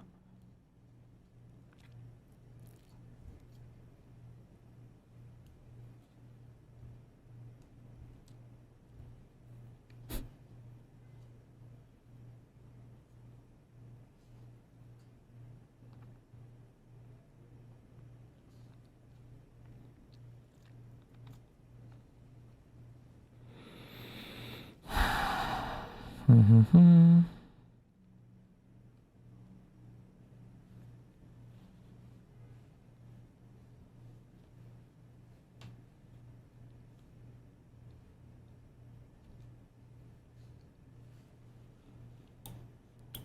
Why can I see this?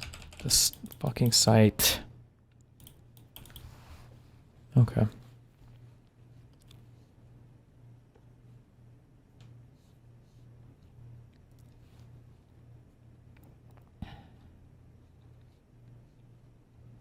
President Trump's full speech on January 6, 2021. The BBC deceptive edit. Oh no.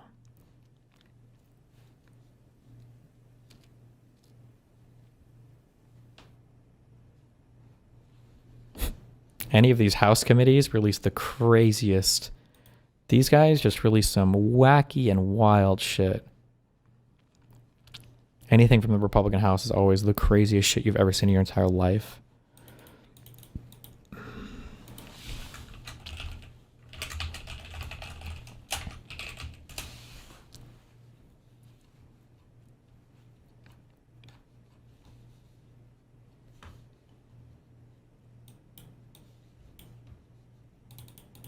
Some background information on Venezuela's oil.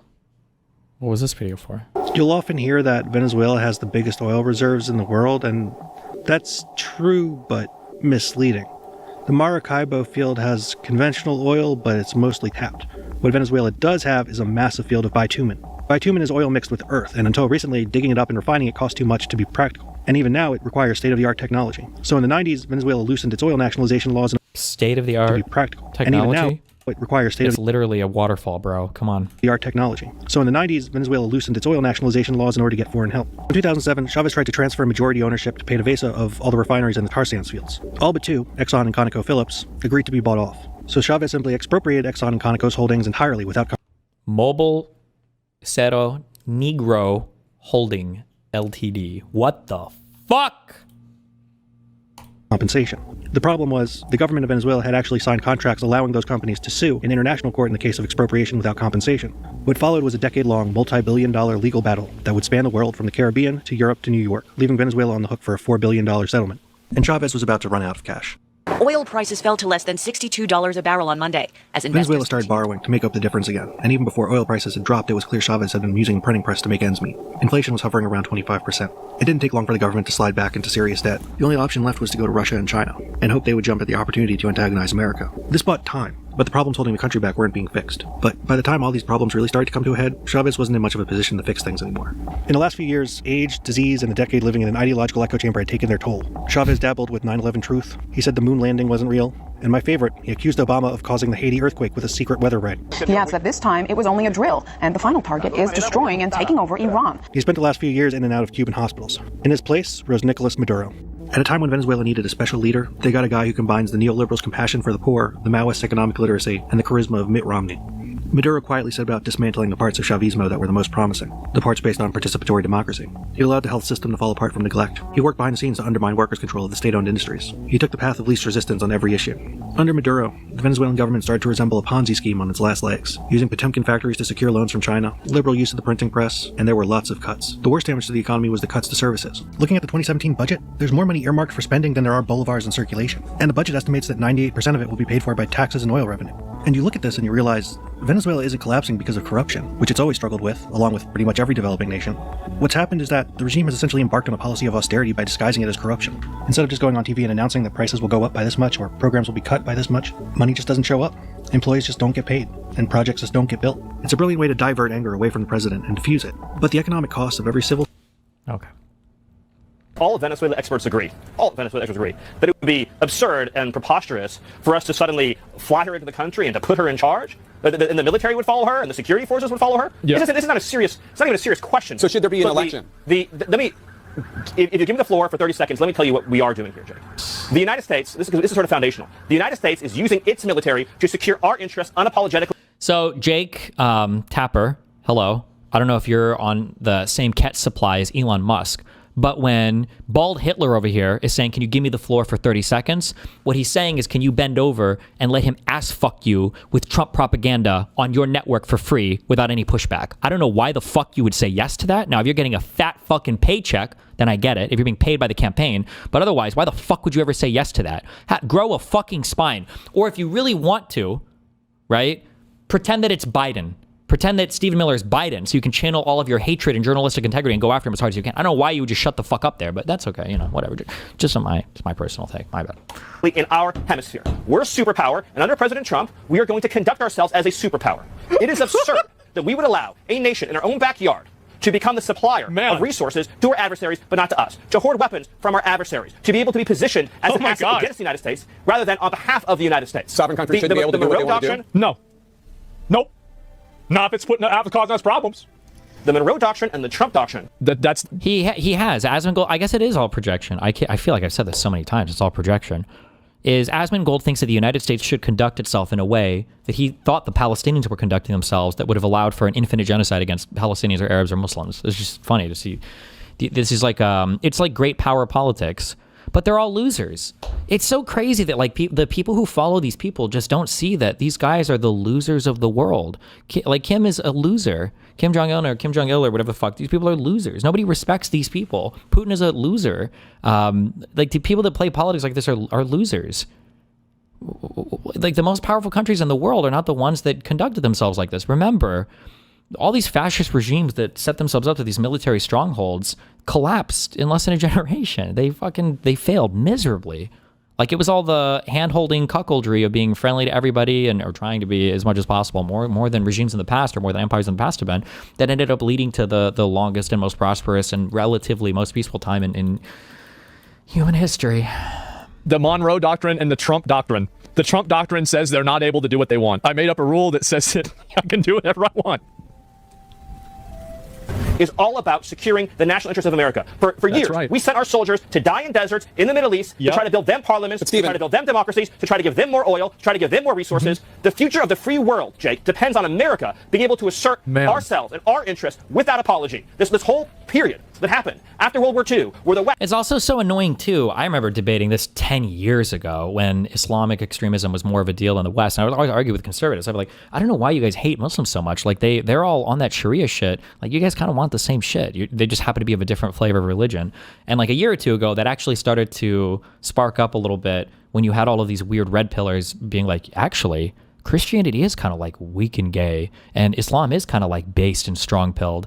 And yeah, you have Asmongold acting, like this 70 IQ Somali warlord while simultaneously screeching about American values and how we need to deport all of these, inferior genetic people back to their homelands or whatever. But like you would fit in right over there. Like this is, you're embodying the stereotypically horrible ideologies that you think all of these people have. Like that's what you're embodying right now. You just happen to be lucky enough that your genetically inferior, weak body exists in an empire that can protect opinions like yours, because people like you would just be passed around and raped by soldiers in any country that lived by the actual values that you're professing that you would wish they'd believe in. It's insane to me. To begin apologizing and groveling and... I love this guy because this guy is as mad about it as I am. Because the same thing, I felt the same way. Yeah, exactly. I felt the same way about what? Like what problems do you have that you need oil from Venezuela? Like, what the fuck are you talking about? What's wrong? Why are you even upset about that? I know why you're upset about this. And the reason why he's upset about it is because he's a weak man that Elon Musk can put stuff in front of and then make him feel mad about it. Like you're a tool, you're a child that's being led around by your algorithm on X. I think somebody linked a post earlier. I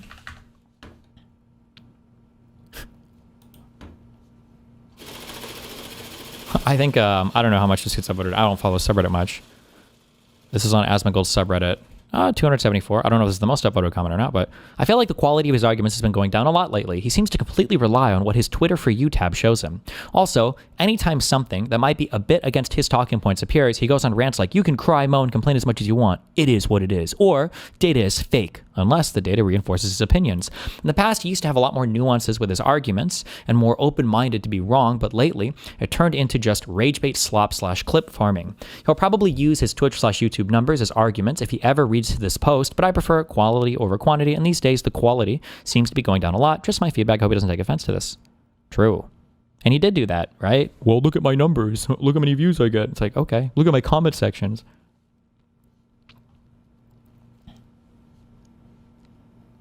Like, imagine letting somebody just show you, like, the news all day and getting you madder and madder and madder. Like, that's what you do when you go on X. It's so crazy to me. I felt the same way. Yeah, exactly. I don't even know honestly what you're talking about right now. I don't know what you're talking about. And also, you didn't feel that same way. Like 6 months ago, you were mad at Venezuela. You didn't feel. You probably don't even know where the fuck Venezuela. You probably still don't even know where Venezuela is on the map. Why the fuck do you care so much about this? You don't. You never have. Somebody just told you to. And like a person with no mind of their own, you followed it like a sheep. The same thing. I felt the same way. Yeah, exactly. I don't even know honestly what you're talking about right now. I don't know what you're talking about. Yeah, you do. What I'm talking about, Jake, is the idea. And by the way, you do. I know you love doing that smarmy thing, Jake. And I was hoping attacking the media. Smarmy? This guy, Stephen Miller, is the most smarmy. Also, yeah, attacking the media is so based. It's literally dick slop for the Trump admin. It's so crazy how these guys, like, in 2 seconds turned into every single thing they accused liberals and progressives of being forever, right? And all of their values instantly collapsed. These were supposed to be the types of people that the Second Amendment guys fantasized about. Oh my God, a strong federal government that wants to have authoritarian rule and attack our First Amendment rights and everything else. That's what I have my guns for. And now it's like, oh no, please send the National Guard to police my neighborhood. I'll clap and cheer and I'll swallow all their cum when they're walking around. It's like, come on, what the fuck, bro? I love it. We gotta have more of this. Better than this time. I asked you about if there should be an election. Exactly. I asked you if there would be an election in Venezuela. That's what I asked. Who the fuck knows? It's been 2 days. Why was the president so quick to dismiss? Who the fuck knows? It's been 2 days. Don't you think that's maybe a plan that you should have worked out in advance? Maybe? Machado, you answered that question. And then I said, the objective, Jake, is security and stability for the people of Venezuela. With our help and leadership, that country will become more prosperous than it has ever been in its whole history. Venezuelans the woman running Venezuela right now is part of the Maduro regime. There will be conversations, Jake, about all of these guideposts along the way. The reason why I was giving you that speech, which I know you didn't want to hear, is because you're approaching this from the wrong frame. This neoliberal frame that the United States' job is to go.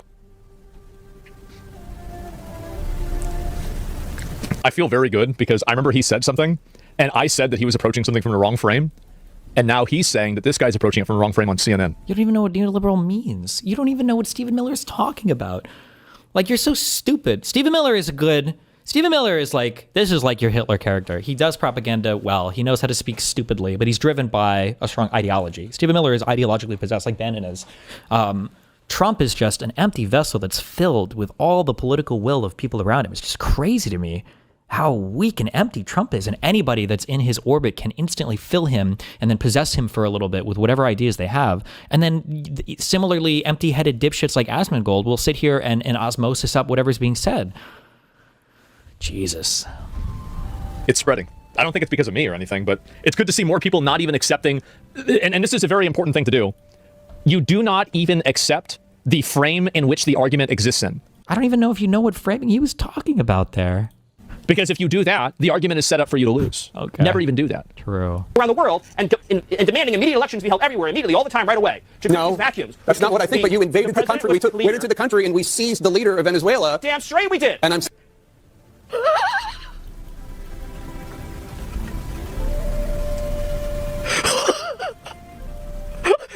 What? Oh my God. Is that you? It's as close as I'm gonna get. Okay. Man. This is amazing. I've been waiting on this for a while. Not what I think, but you invaded the country. Like, this is like epic if you're like 14, I think is like, I get it. Right? If you're like a kid, you're like, oh shit, bro, epic. But like, come on. Seriously? We went into the country and we seized the leader of Venezuela. Damn straight we did. And I'm saying, we're not gonna let, so is the U.S. going to have new elections? Is that we're not going to let Tim Pot communist dictators send rapists into our country, send drugs into our country. How many people and drugs were coming from fucking Venezuela? What? send weapons into our country, and we're not going to let a country fall into the hands of our I bet, without looking it up, I bet there were more fucking refugees and shit that were bothering all the surrounding South African countries, way more than anybody in the fucking United States. But Jesus. The future of Venezuela working with America is going to be so bright and so incredible and so positive, and we'll have a conversation about everything that you raised. But the priority right now, as the president has made clear, is a judicious, thoughtful, careful transition process to secure a... You couldn't even name the transition process, though. But the priority right now, as the president has made clear, is a judicious, thoughtful, careful transition process to secure a great future for Venezuela and to secure a great future for America. Let's just take a moment and just acknowledge, Jake, that what we've witnessed under President Trump's leadership this last week is one of the greatest foreign policy and military victories this country has ever had. I mean, they just went in there and they got his ass, man. Oh my God. And this is insane. The reporter's losing his shit. Yeah. I mean, the thing is that he's not. And look at the. You should also know this, Jake. Okay, that when you do this song and dance to be the impartial person, this is what the most popular political streamer says about you. You don't get any fucking credit for this. So I don't even know who you're dancing for right now. Right? He just said you're losing your shit. Jake Tapper's not even fucking saying anything. What do you mean he's losing his shit? Aspen's brain has been so programmed by all of the Elon slop being fed to him every day. It's unbelievable to me. And this is insane. The reporter's losing his shit. Yeah. I mean, the thing is that you shouldn't even treat these people seriously at all. They're just a bunch of fucking losers anyway. And they don't care at all about... I can't... how do you take yourself... Shouldn't even treat these people seriously. Just scrolling scrolling the Twitter feeds, and that's it. That's everything. Damn, this guy puts Hassan's research to shame. Oh my God. I don't even know if Hassan did half the Twitter threads as this guy. Hey, you can send him up. Jesus. Seriously at all. They're just a bunch of fucking losers anyway. And they don't care at all about what's in the best interest of America. They're just advocating for stuff that's based off of their ideology. Fastest invasion ever? Yeah, it's already over. He just says nothing. He doesn't even care. He's just an alien. It's self-evident. It's obvious. Let me go back a step. The president has been clear for months now. So I know you're treating this as breaking news. The president has been clear for months now that the United States should be the nation that has Greenland as part of our overall security apparatus. Right, so we're just going to go get it. Okay.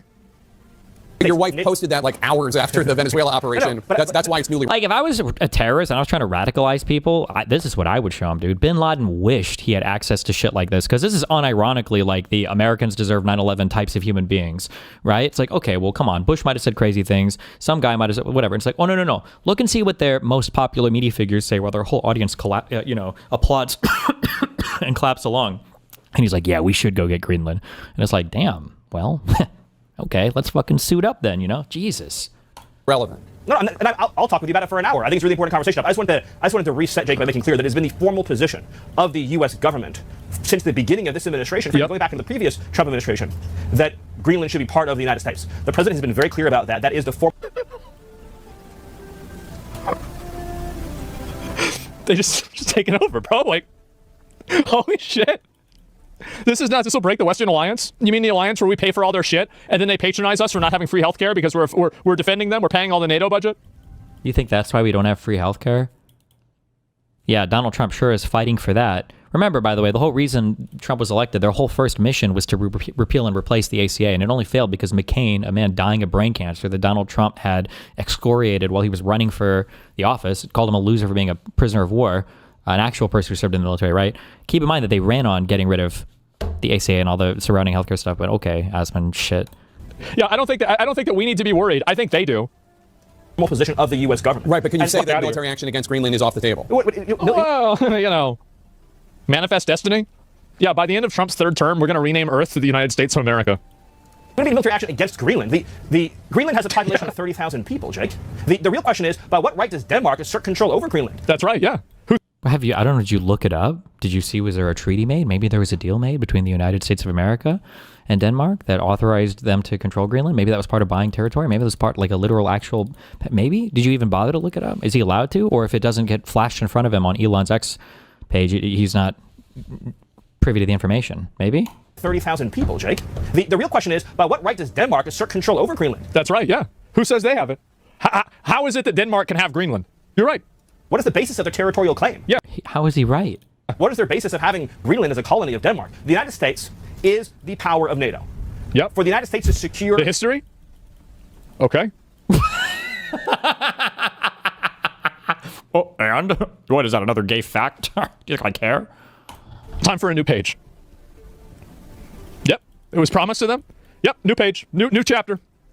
The Arctic region to protect and defend NATO and NATO interests, obviously Greenland should be part of the United States. And so that's a conversation that we're going to have as a country. That's a process we're going to have as a community of nations. So you can't take it off the table that the U.S. would use military force to seize Greenland. He's laughing. I understand you're trying very hard to, which again is your job. I respect it. It's great to get exactly the headline, right? That catchy headline. I'm trying to get an answer that says Miller refuses to rule out.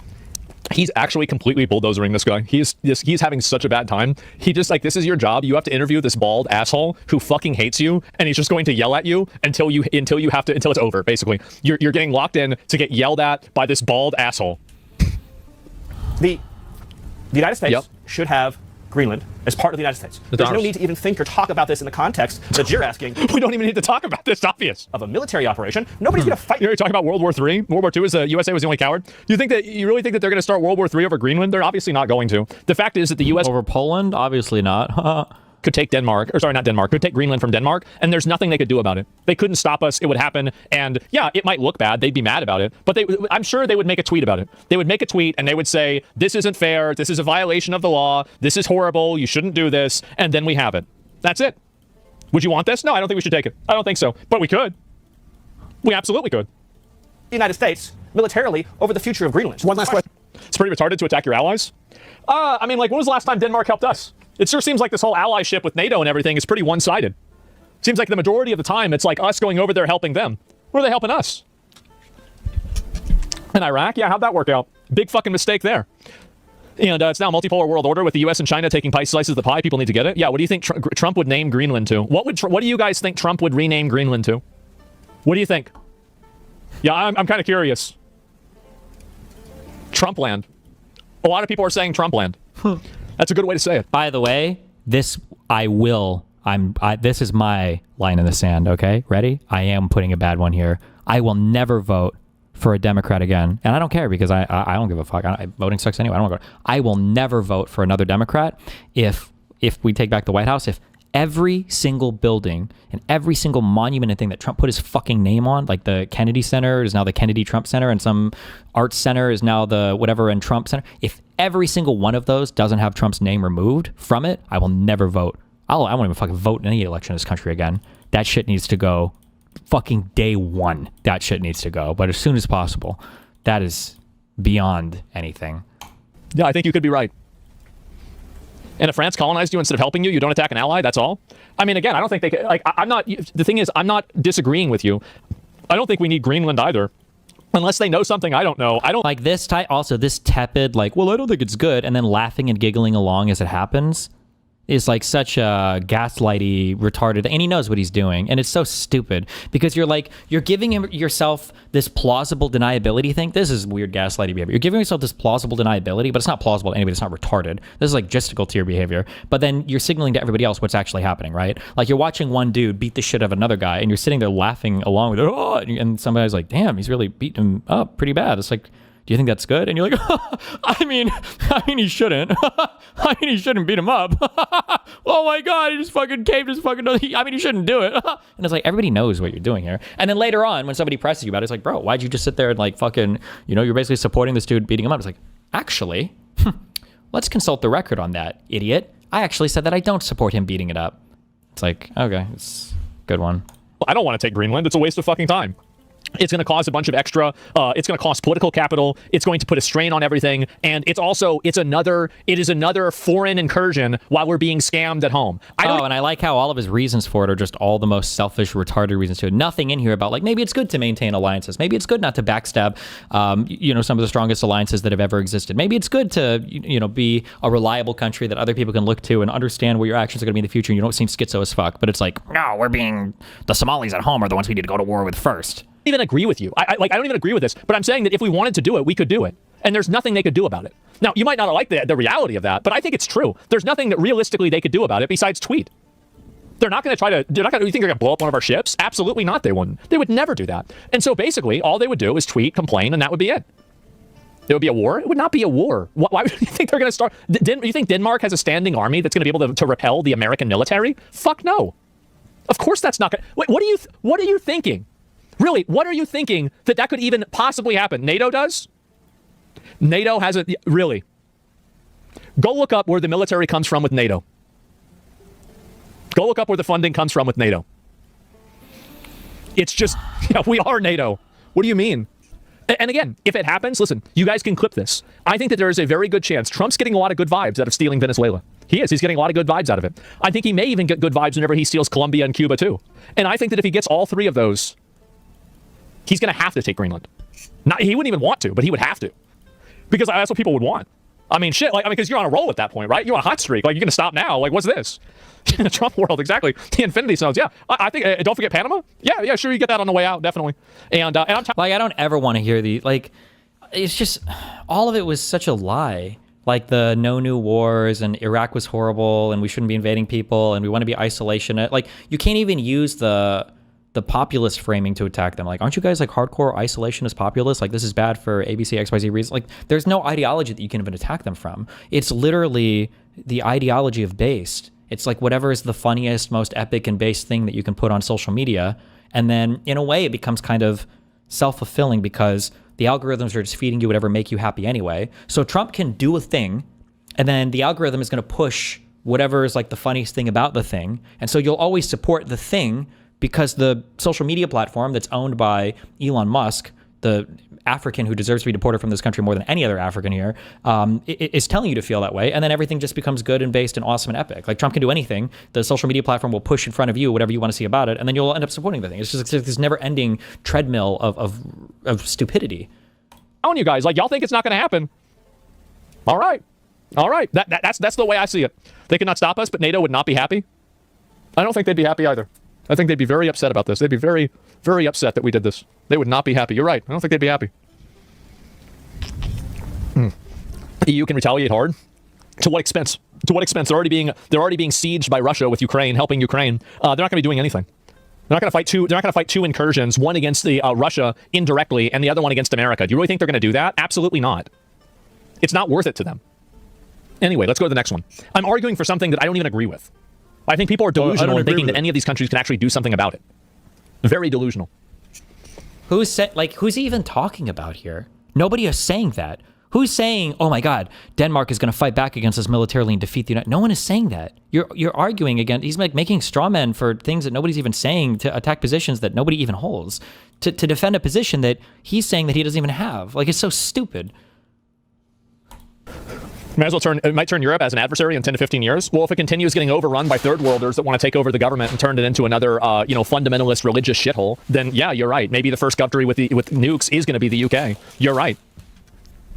That's true, at least. We wouldn't want to be in a country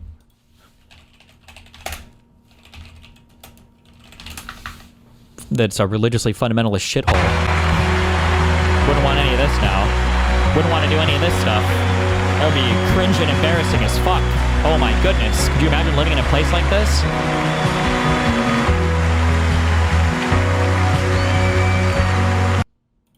Anyway, we got a third one here. Let's watch it. There's going to be some posturing. Oh, a third clip. Thank God. Another Twitter clip. That occurs when a nation has been so thoroughly defeated in this way. The United States of America, think about this, Jake. The United States of America has encircled this nation for months. One of the largest naval armadas in history has been stationed off its coast. Fighter jets have been encircling the island. We've been engaging in kinetic lethal strikes against Maduro's drug boats and trained Arawago gang members leaving the island. We have launched a complete oil embargo of the Ghost Fleet, the dark ships. The dark ships? And now on top of that, Stop! Jake. Shut the fuck up. Let him continue his campaign speech, Jake.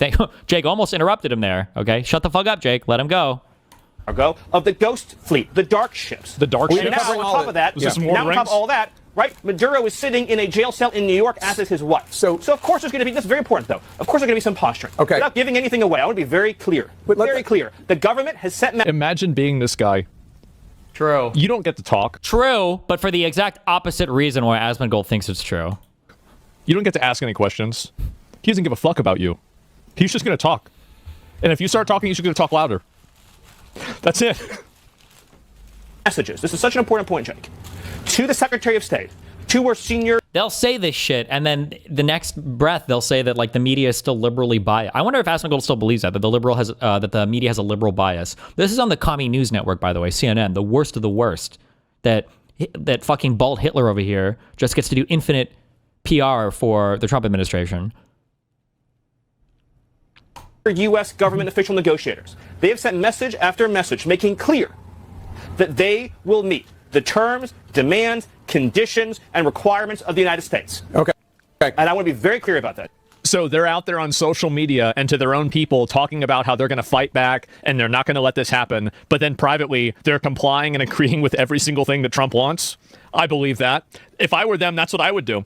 I would, because you don't want to look weak publicly to your own people, because then you're going to look like an asshole and they might overrun you and kill you. But at the same time, you don't want to look like you're too strong to your enemy. Otherwise, you might end up in a jail cell in New York. So you've got to just play both sides here. Yeah, I believe, but show the proof. You think they're gonna show the text messages between them and the? What are you thinking, man? What are you thinking? I don't even know what else to say. And yet he speaks so much about all of this shit anyway. Jesus Christ.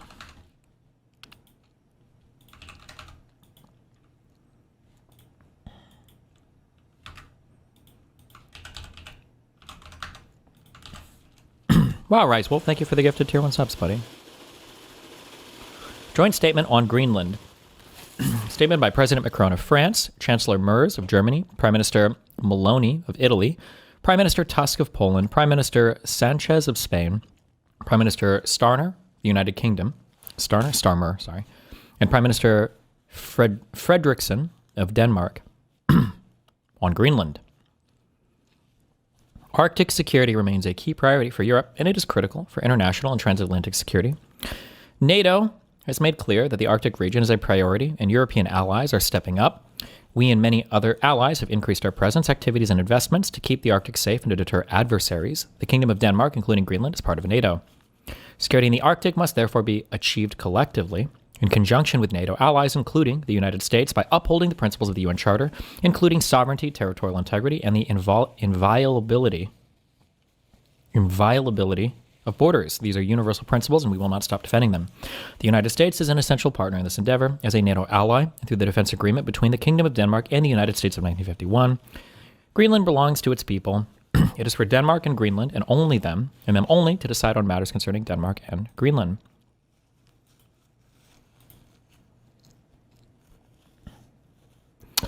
The United States will decide on matters concerning Greenland, actually. This is pouring gasoline on a fire. You should be thanking us for providing the security umbrella you generously enjoy. Remember, these are all the replies that Elon wants you to see, okay? Because Elon's goal is to destroy the country. They were right. The Lawrence Southerns and all the people talking about Africans invading and destroying your country, they were all right. They were just wrong about which African it was going to be. It was the Elon Musk African from South Africa that came here, bought our social media company, and is using it to destroy our fucking country and all of our alliances. So, rip.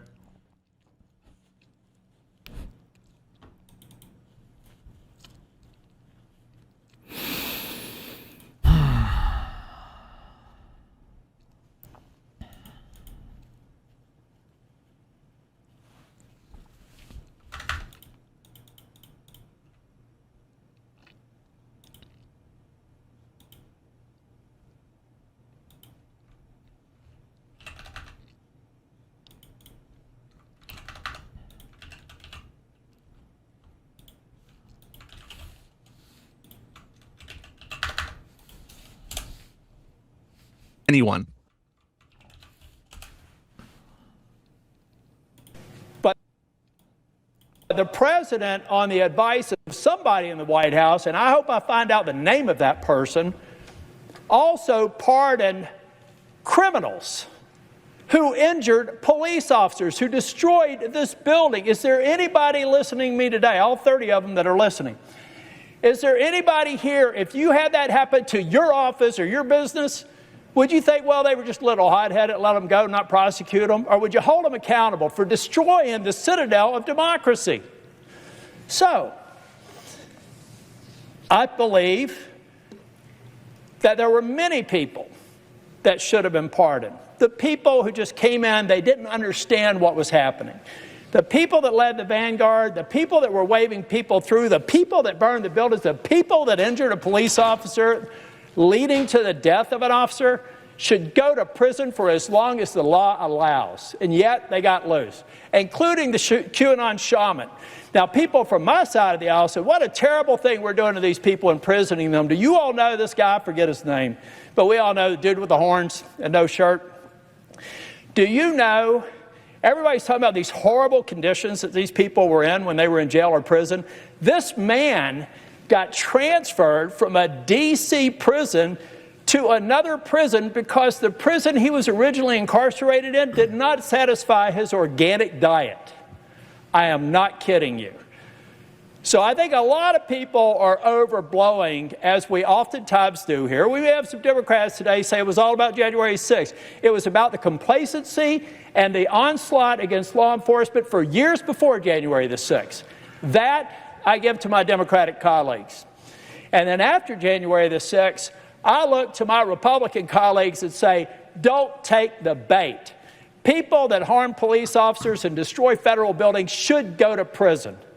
And it's a damn shame they're out because nearly 3 dozen. Do you think people in 100 years will look back and watch this content in the same way that we watch World War II documentaries about Hitler's rise to power? No, it's not the same. I don't like the comparisons. Hitler had to work to rise to power. He got arrested. He was a political activist. He was in the military. He wasn't a draft-dodging, fat fuck, bone spur-having loser that came from a silver spoon family fuck like Trump did. Hitler was possessed of an ideology. He wasn't just a raging narcissistic retard like Trump.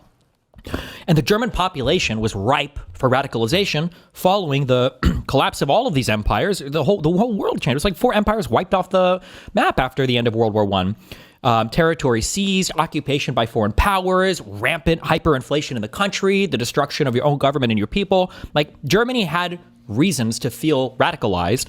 Hitler worked hard to amass the political support and power to radicalize them. Donald Trump showed up on TV like a fat fucking retard, enjoying all the benefits in the worst way that American society and luxury and comfort had provided him, and just stepped up and took over the Republican Party and now basically the entire fucking country for no reason, though, for no problems. You can look back at things like what is the Treaty of Versailles moment that explains why America is the way that it is today? There's no explanation whatsoever.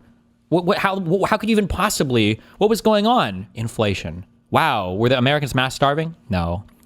Like inflation, so what, like 20%, 30%? Well, no. Did they lose territory? No. What about their military? Strongest it's ever been. Was the rest of the world like doing really well? And no, America was outperforming everybody. Unemployment? No. What? So there's this thing called trans people, and girl cock on the mind will do crazy things to a motherfucker. Of them have actually been arrested for another crime since they were pardoned. And here we have to speak truth to power. I support President Trump. I campaign for President Trump. I would support him again if he ran for re-election, which is not going to happen. However, we acted on bad advice. We let bad people go, and we sent the message that if you come to this Capitol and you've got the right president in office, he's going to let you get past things that would not any one of us would get away with if we did it back in our home state.